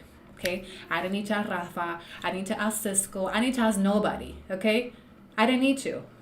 So, yeah, if people want to find you, así, mija. Así de rápido. Mexico is not as complicated as y'all think it is. In a private, trusted space. As you can see in those screenshots, at no point have I blocked any opportunities for other content creators in this space. Oh, no. Well, I haven't blocked shit. I've just conditioned people. I've conditioned them privately, strategically, so they won't work with her. No, I haven't told them not to work with. I just gave them fucking ultimatums. I am so tired of her writing this. I haven't done anything. I haven't done it. Oh, you've done a whole lot just strategically. I have never given another content creator an ultimatum, told them that they could not work with somebody. I have always protected my family, protected the space that we have created, and chosen not to associate with individuals who have made negative videos about our family. I think it's fair to say you have chosen to associate with me. By reaching out to the people that are collaborating with me, by asking about me everywhere you go, yeah, you're in my business. You're choosing to be part. You're here by choice. In 2025, when you're calling, having private conversations about me everywhere you go, that's a choice you're making to be a part of my name, to be a part of my content, to be a part of my narrative. If you actually didn't want to have anything to do with me, my name wouldn't leave your mouth anywhere you go. It would be very much, I want nothing to do with her. Ask the creators I collab with how many times I mentioned Candace. Zero. Never did I say, oh yeah, well I have beef. No, it is what it is. I'm not in high school. If you want to be cool with her, be cool with her. I didn't rehash the drama with her until I realized that she was behind the scenes giving people that fucking conditioning. I never told people, oh, by the way, I have beef with Candace. Oh, this happened. And these were creators that I saw on lives with her. I saw her engaging. Never left my mouth what happened between us. I didn't think it was relevant. Because personally, like, if you want to, I'm not going to tell you you have to have beef with her because I have beef with her. And I didn't even have beef with her. I just don't have respect for her or her story. Right? So now, what have I done here? And perhaps I've been a bit petty. Okay? She took opportunities from me. Yes, she did. That is my personal opinion. Her actions, the way that I interpret them, she proactively engaged in specific strategic behavior to block opportunities, to condition people not to work with me.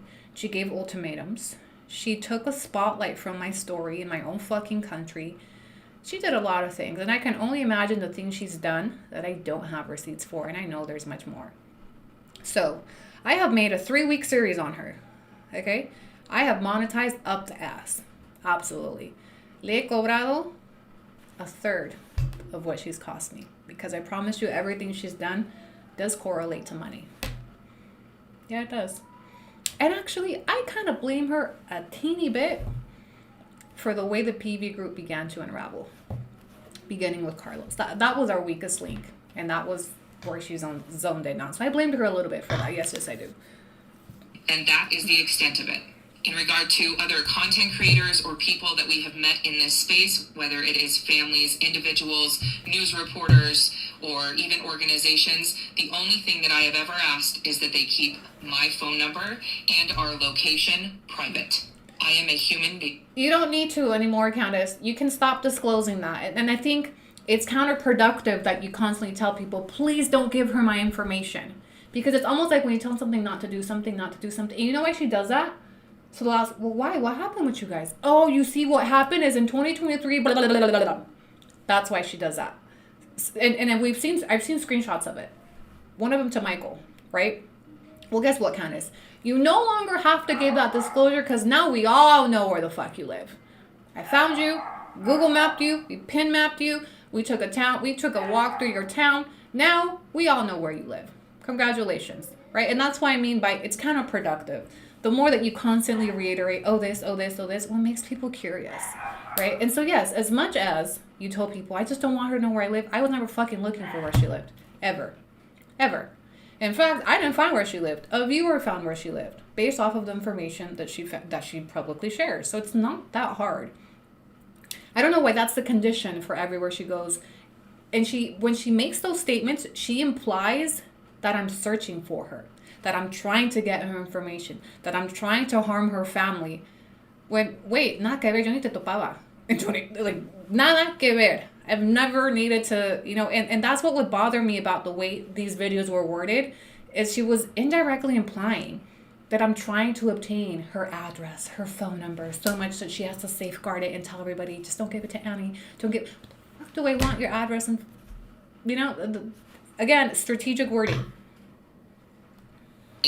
And I had private conversations with people that I thought were trusted friends, and they were not. Let me tell you something about trusted friends, Countess. You're not going to find them on social media in a span of 2 fucking weeks. And most of these trusted friends are your friends because of the clout that your platform can give them.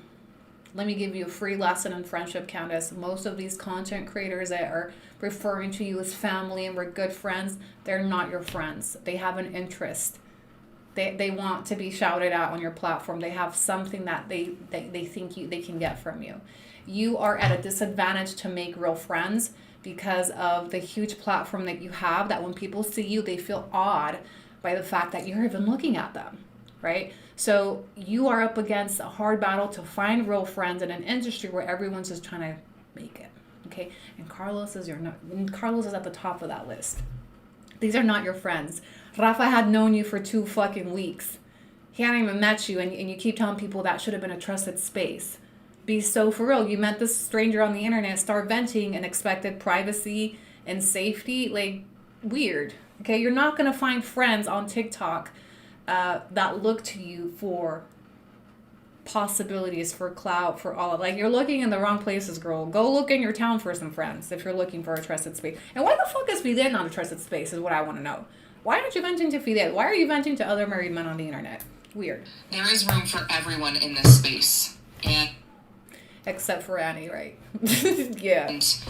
any family or individual that is facing deportation or immigration issues of any kind should always be able to go to social media and see a million examples of people succeeding on the other side of that. And the beauty of that is because all of our stories are different, there are many examples for families and individuals to find and follow that they relate to. I have always believed that there is room for everyone in this space, and I stand firm on that. But there wasn't room for everyone on that news article, right? For everyone that was like, there's room for everybody. Okay, then I want to honestly know, why wasn't there room for my story on that article? If everybody has a right to share this story, and all stories are equally important, right? Genuinely curious, why you were okay sharing a space with content creators that were already aligned with me, but not okay sharing that space with a reporter where we weren't going to be working together. We weren't going to be speaking together. We weren't going to be in the same realm. I didn't even know that reporter was working with her. You know, so ask. I want to clarify some shit. Why was it not a deal breaker for Carlos, Cisco, Rafa, God knows all the other creators, but it was a deal breaker for that news reporter? And and then our stories. Let me tell you something. Candace's story is not a deportation story. Okay? Candace's story, say it with me. Candace's story is not a deportation story. And Fidel's story is not a victim of the immigration system story. Okay? Candace's story is not part of our stories. I want to make that very clear because I don't like the way that she appropriates these stories. Okay? Candace's story is a story of privilege, down to what the U.S. government did for her twice. With your tax dollars, okay? Do you know how many, again, and I've said this before, how many fucking victims of domestic violence didn't have the privilege of protection and safety from their government the way that she did twice? Twice, mind you. How many of us have been in positions where we wished our abuser would be deported? Or where we wished our abuser would go to fucking jail? How many? I've lived it, here and there. Okay? She got that shit fucking twice. It still had the nerve to get on here and give you a sob story like the U.S. government wronged her and her family so fucking bad. And no fucking acknowledgement. That's my problem with her. The amount of privilege her story has had. And she has still tried to somehow paint it like she's been such a victim of these things. And her family was torn apart. Let me tell you something. Her family was not torn apart by deportation. Her family was torn apart by domestic violence. Her family was torn apart by alcoholism. Her family was torn apart by her husband. Okay? Now, she can't tell you that because then the bad guy wouldn't be the government and the immigration system. And then how would she appropriate our struggle if she told you that the bad guy in this story is not the immigration system? It's actually her fucking husband. The same husband that you guys keep saying he does so much for her. And he's the reason she's there. Okay? it hits a lot different the way she sold it. So the bad guy in her story wasn't politics, wasn't policies that her and her family were voting for. And now, think back to the policies. Why do you think her mom was voting for Trump in 2016 when a dangerous criminal beat up her daughter? Now I'm actually not even that mad at her family members for voting Republican, because I get it. They were voting against a dangerous criminal. I get why they would have that POV. I don't believe her that she wasn't a Trump supporter. Right, so again, all of that shit hits different. All of it. Okay, guys, this is super random, but I'm unboxing. One of my besties lives in LA, and he always comes on cruises, and he always he's a hairdresser. Shout out to Art, and he always brings me goodies. This year he brought me some goodies on his cruise, but they wouldn't let him get off the ship with it because of import customs. So he shipped it to me. He drove to TJ and shipped it to me. Okay, so I'm gonna unbox it with you guys. It was not part of my plan, but what a cool way to end the live, because we gotta wrap up. We have to wrap up soon. It sure always tells me that I gave up so much for you. Owe me this, but does he? Because again, the reason why she then was deported was because that DV.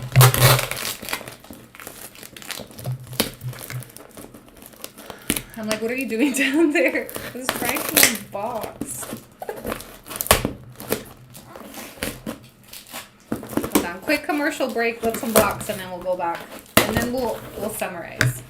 I don't even know what's in here. I know some of what's in here. Ooh, okay. Matrix Insecure Build-A-Bond Super Sealing Leave-In Balm for damaged hair. Ooh, thank you, Art. He knows my hair is struggling. Okay. Ooh, it smells lovely. Blowout spray. It smells so good. Oh, his packaging. Okay. Anti-frizz treatment. Blowout spray. This live took a turn. It smells delicious. Okay, some Redken all-in-one multi-benefit treatment. Anti-frizz. So much hair goodies.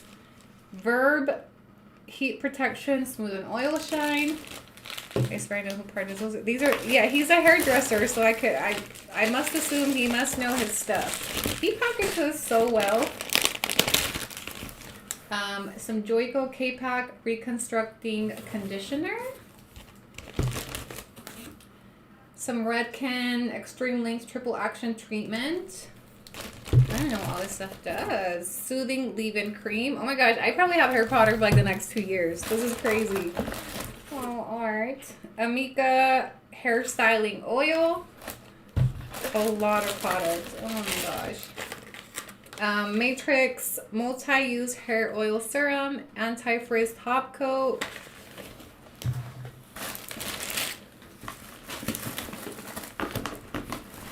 And what is this?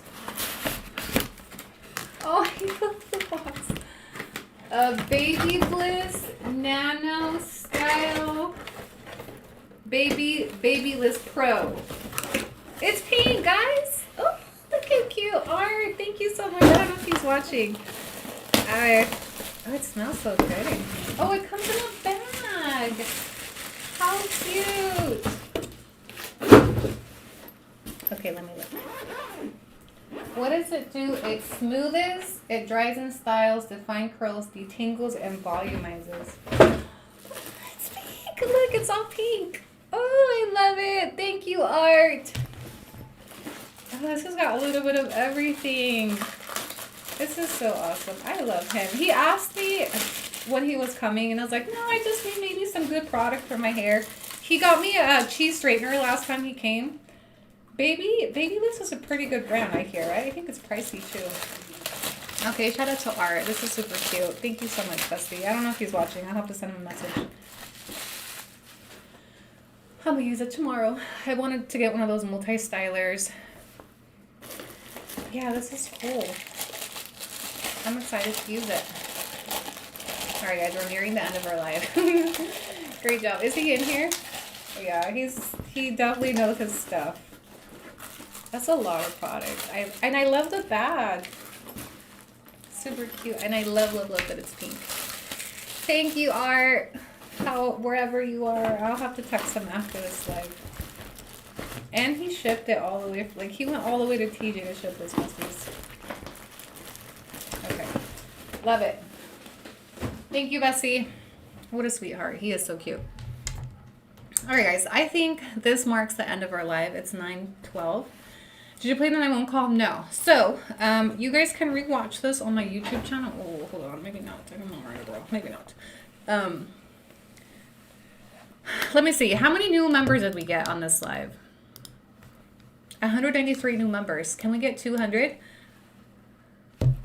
7 more. And I'll do a flip.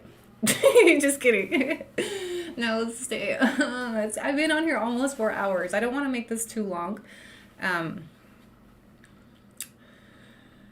Why don't you play it? We didn't get the 911 call. So you'll need to rewatch the live so it can kind of give you context. But we did read through the report. We showed some screenshots here. Members on YouTube have access to the full thing. My patron has a full PDF file. Yeah, I think this is a lot to regroup from. We'll definitely be live tomorrow. We're not done. We did submit 2 MBA verifications. I just don't think, I don't know. I don't think I'm going to get hits on the MBA. What was the objection? Safety and privacy. So we confirmed she did file the objection. She sent it in before I even filed my GRAMA request, which is crazy. In summary, Candace is a super liar. Like super things, but super liar. You said you had more questions? Oh, we had a ton of questions we talked about in this live. We had so many questions. And maybe I'll come up with even more as I process. I gotta be honest, guys, I did not think we were gonna get it today. I was getting nervous. It was 4 p.m. and I hadn't gotten it. And I was like, oh, the girls are gonna be so pissed. Like, if I don't show up with the police report, I'm toast. I kept checking YouTube, the fucking anticipation. I kept checking my email all day and I was like, where is it? Where the fuck is it? You know, and finally I was like, fuck it. I sent the email. I was like, I'm gonna take a nap and whatever happens, happens. And then I woke up from my nap. I went to sleep watching the Taylor Frankie Paul live stream of her court hearing today. And then I was like, well, let me check. And then I checked my email and bloop, there it was. And I was like, oh my gosh. And then it took me a minute to prep. I myself redacted some information from the police report, just like identifying info so people didn't spam, the police department and stuff. So yeah, I know that there was a lot of people just refreshing. And yeah. My YouTube channel is Annie GRC. I'm on the fence about this replay, if I make it available for everybody or just members. I don't know. What do you guys think? I don't know. I think the context is important. I'm on the fence about publicizing this replay. Let me ask my members on YouTube. You guys are going to tell me public because you guys aren't subscribed. But let me ask my members. What do we think? What do you think, chat?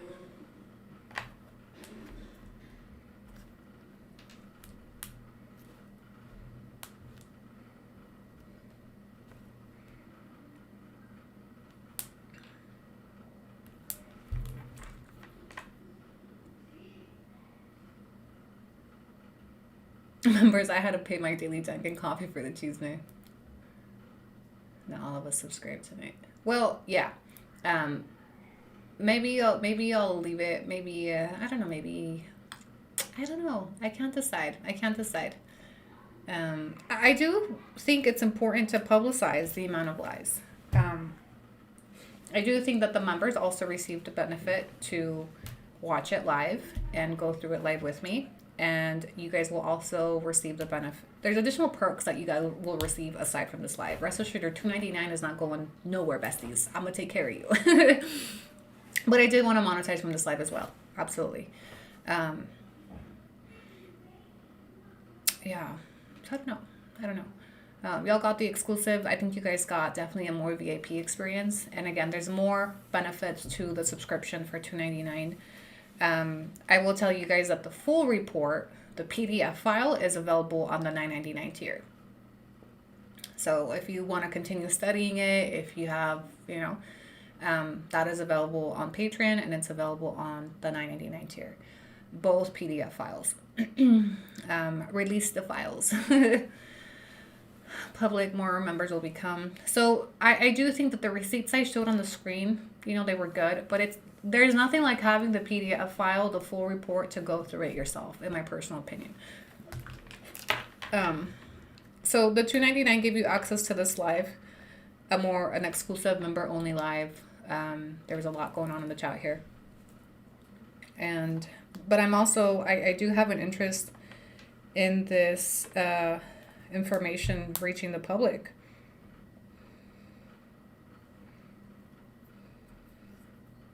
No, Brian Anthony Ferguson is not his name. His name is Brian Allen. Brian Allen Ferguson. Some people were thinking maybe the Anthony was the husband, but no. The $9.99 has access to the full reports in PDF form. And at this point, so no, wait, there's one additional thing we're waiting on. There's an additional record available for $46. The police department did confirm that there's a 911 dispatch record. Let's ask ChatGPT what a dispatch record would include. It's not the 911 call. What does a 911 dispatch record contain? A 911 dispatch record, sometimes called a CAD report, computer-aided dispatch, is basically a timeline and data log of what happened from the moment someone called 911 until responders finish the incident. The exact form varies by jurisdiction, but most records include the same core pieces: call information, call narrative, dispatch details, timeline, an event log, location and mapping, disposition, and outcome. I feel like we got that from the police report, if I'm being honest. We're up to 194 new members. Who just subbed? I don't like this private live because it doesn't tell me when I get new members like the public one does. Honestly, I feel like all the information that we needed was there, unless it would be like the call. It narrates the call and what was said during the call as well. But also remember that they said it would be subject to redactions. So the same type of redactions that we saw in the police report, we can assume is going to happen with the report.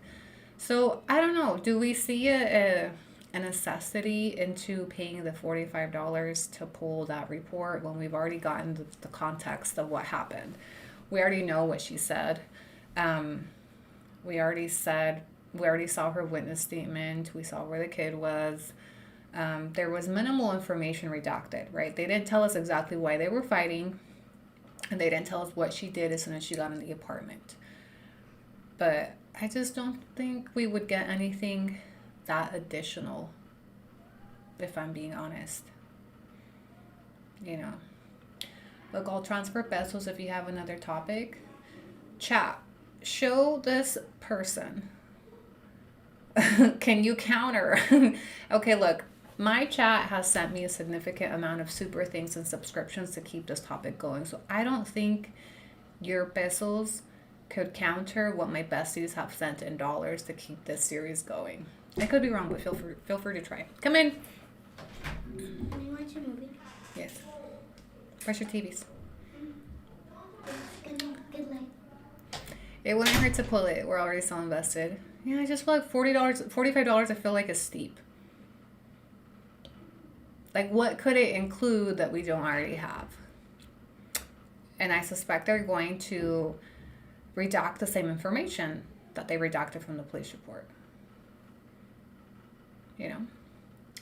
I believe you smart and can focus on I don't want to. I'm so smart. I'm doing great on this one. If you're here to just, I don't understand. If you don't like the topic, then get out. Then don't be here. No? Shh. I see. Invested, yes, but $45 just seems steep when we already have the context of the information. Mainly what I wanted is what happened. What did he do to her? I just wanted to match it to her video, and we did just that. Now, I've already spent $40 on 2 clearinghouse verification. Well, and I say we because a lot of you guys have sent in cheeseman bucks and stuff. So we've already spent an additional, look, this series has cost us money. The police report cost me $30. 2 clearinghouse verifications, each $40 each. We're up to $70. What else have I paid for? So far, $70 in records. Oh, I've also paid to access the court website at least 3 times. So that's another $30. So we're looking at like $100 plus that we've invested into these records. Is $45 really? We definitely need to weigh out our costs. You know, is it worth it to keep investing when we already have the context of the information? If it was a call, I would pay it. If it was actual call, it's not the call. You know, the next topic I want to focus on is that MBA. I want to find that MBA or lack thereof. And my concern is if I don't find it,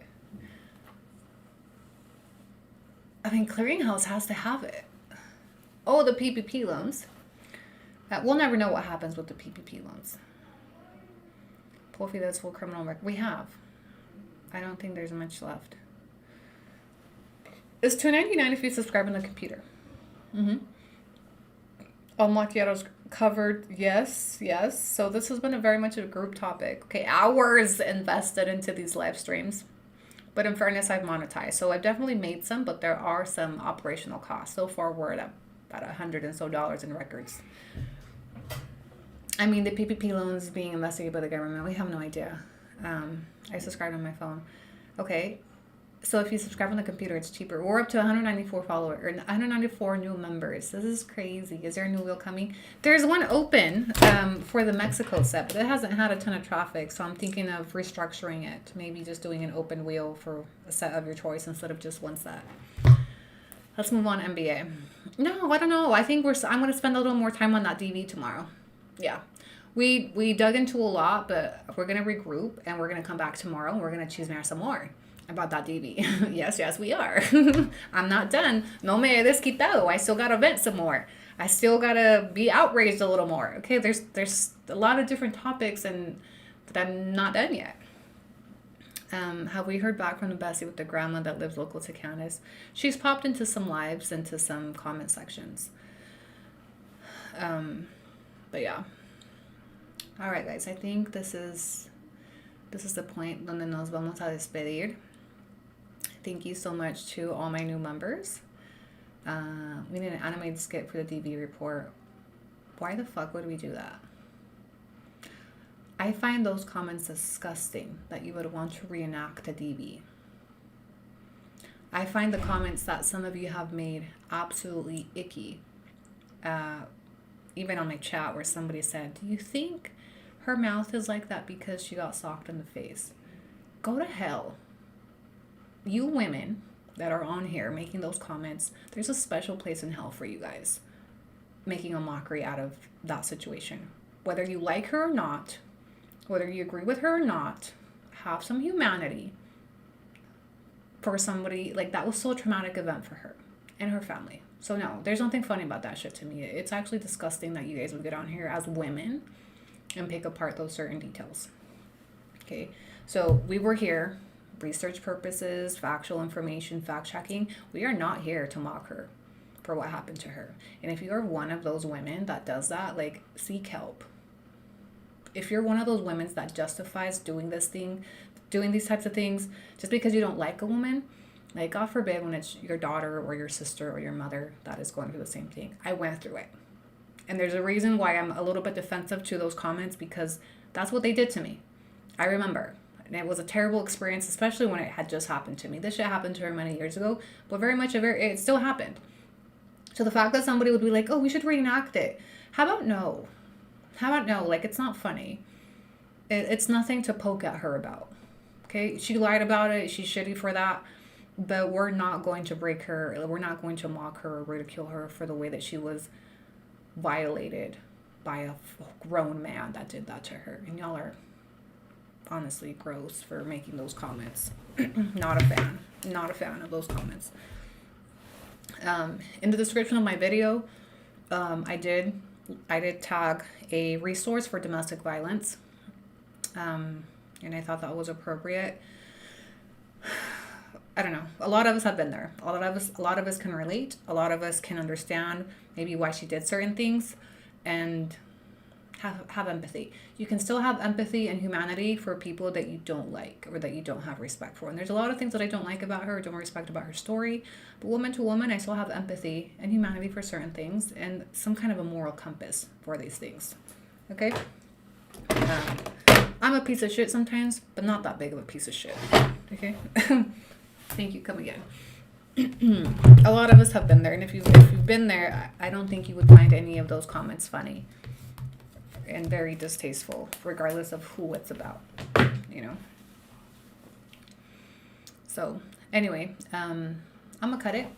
We're gonna top out. We'll catch you tomorrow on TikTok. And for my YouTube besties, I made $11 on my YouTube live. Amazing. Or on my TikTok live. Yeah. Davey's traumatizing. Yeah, those were icky comments, and I wanted to stray away from comments like that because what I didn't want this live to turn into was bashing and ridiculing, because regardless of what happened, it still happened to her, you know, and I don't think it's funny. Like, that was a really just distasteful thing to say in general, you know. I don't know, just, yeah, we can not like things that she did, but that doesn't mean we justify nasty behavior like that. At least not here. Go do that shit somewhere else. It takes away from what we're trying to do with the series, right? This isn't meant to ridicule her. It's not meant to victimize her further. It's not meant to hurt her, although I'm sure it does, right? It's meant to fact check her story and to put a light on the exploitation of the community, the lies, the misinformation, and her credibility in general. That's what this was about. It's not about just, you know, ridiculing her. That's not my goal in this. And if she does, that if she feels that way, and I'm sure she feels a type of way, you know, I'm not entirely, I'm sure she hates me. I'm sure what I'm saying is going to go in one ear out the other, but this isn't malicious on my intent. It may come off that way maybe to her. I'm sure she's heard, but really just fact checking, research, and level of investment of what actually went down, right?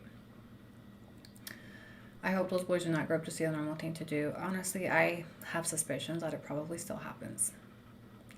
We're up to 196 members. Crazy. We want the truth and just for the lies to stop and the exploitation to stop. The cultural appropriation, the glorification of certain things. You know, if you've been here and you've made it this far and you've listened to this much of the video, you know what the mission is, right? So let's not lose sight of that in these deep dives and these, you know, rabbit holes.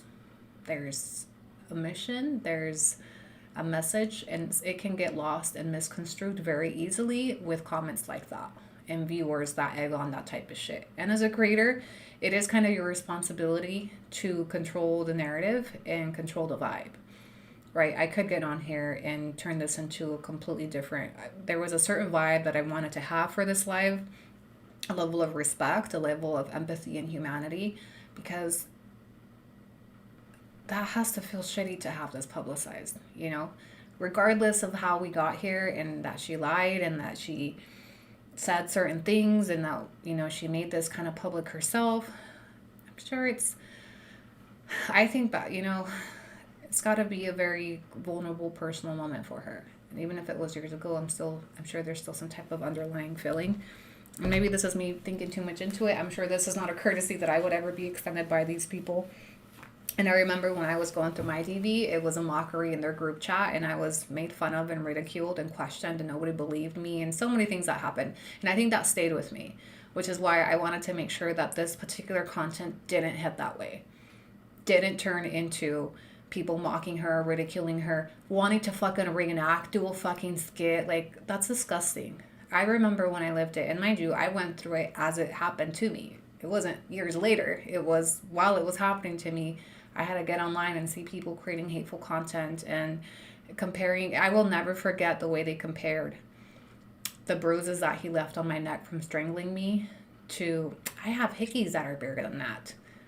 It's just gross. It's gross. And I don't want to participate that. And I'm going to be very, very blunt with you guys that I don't want to see my audience participating in that either. So when you come in here and you make those comments, I'm going to call you out and make it clear that I don't co-sign that shit. I don't care if you're a member. I don't care if you've been here for a year, for 2, for 3, for 5. If you're on the $12.99 tier, I'm not okay with that. It doesn't give you a free pass to just say whatever the fuck, right? We have free speech, but we have boundaries. And I think that's healthy. Let's not lose ourselves and become a community where, you know, we're ridiculing such a sensitive topic.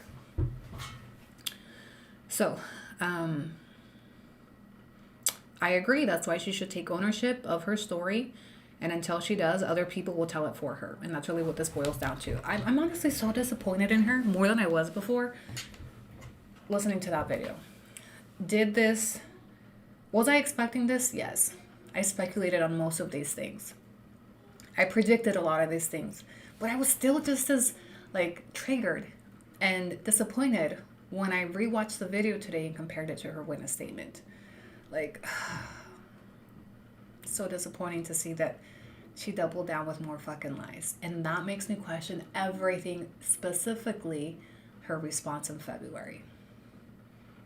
That's why watching her response again today hit different. Now that now I know you're a liar, you know?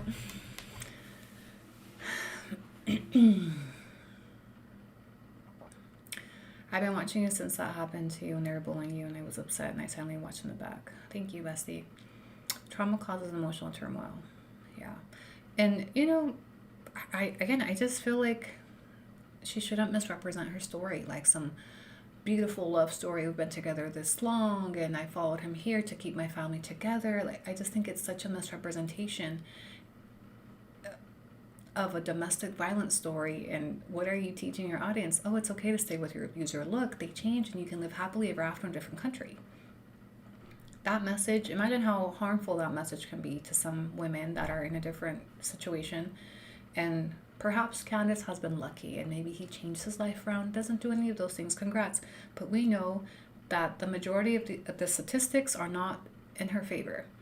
Okay, the statistics, generally speaking, don't turn out like hers. And I think that's important to reiterate. When she made that video and said, this happened and blah, blah, blah, that was her opportunity to be like, look, this can happen, this has happened, this is how we got back. But a realistic expectation of what it is to stay with somebody that has abused you. Just skimming over it like we were both responsible, downplaying it, the police department, the kid wasn't even there. All that shit is so detrimental to the people that are looking to her. 3 years ago, if Candace and her husband can get past her domestic violence, maybe me and my husband can too. Maybe we just need to move somewhere. Maybe we just need to change the scenery. And then they end up in more vulnerable positions. I could go on and on about the impact of her lies, not only to the community of, the deportation stories, but to domestic violence victims. Because the statistics, again, are not in her favor, that most domestic violence victims that follow their abusers, that stay with their abusers, don't have happy endings like hers, right? So it's another unrealistic expectation that she's selling. Yes, this happened, but we were able to get past it, and now look, he's better, he stopped drinking, we live happily ever after, we have 2 more kids, we're building a house, living this dream life now. Imagine victims of DV looking at this like, if Candace and Fidel can do it, me and my man can do it. You see where I'm going with this? That I just think it's such a harmful lie to sell. It's such a harmful misrepresentation to sell millions of people. And there needs to be some public accountability for that. We can't just continue to skim over it because Annie's a hater and this and that. No, there has to be more.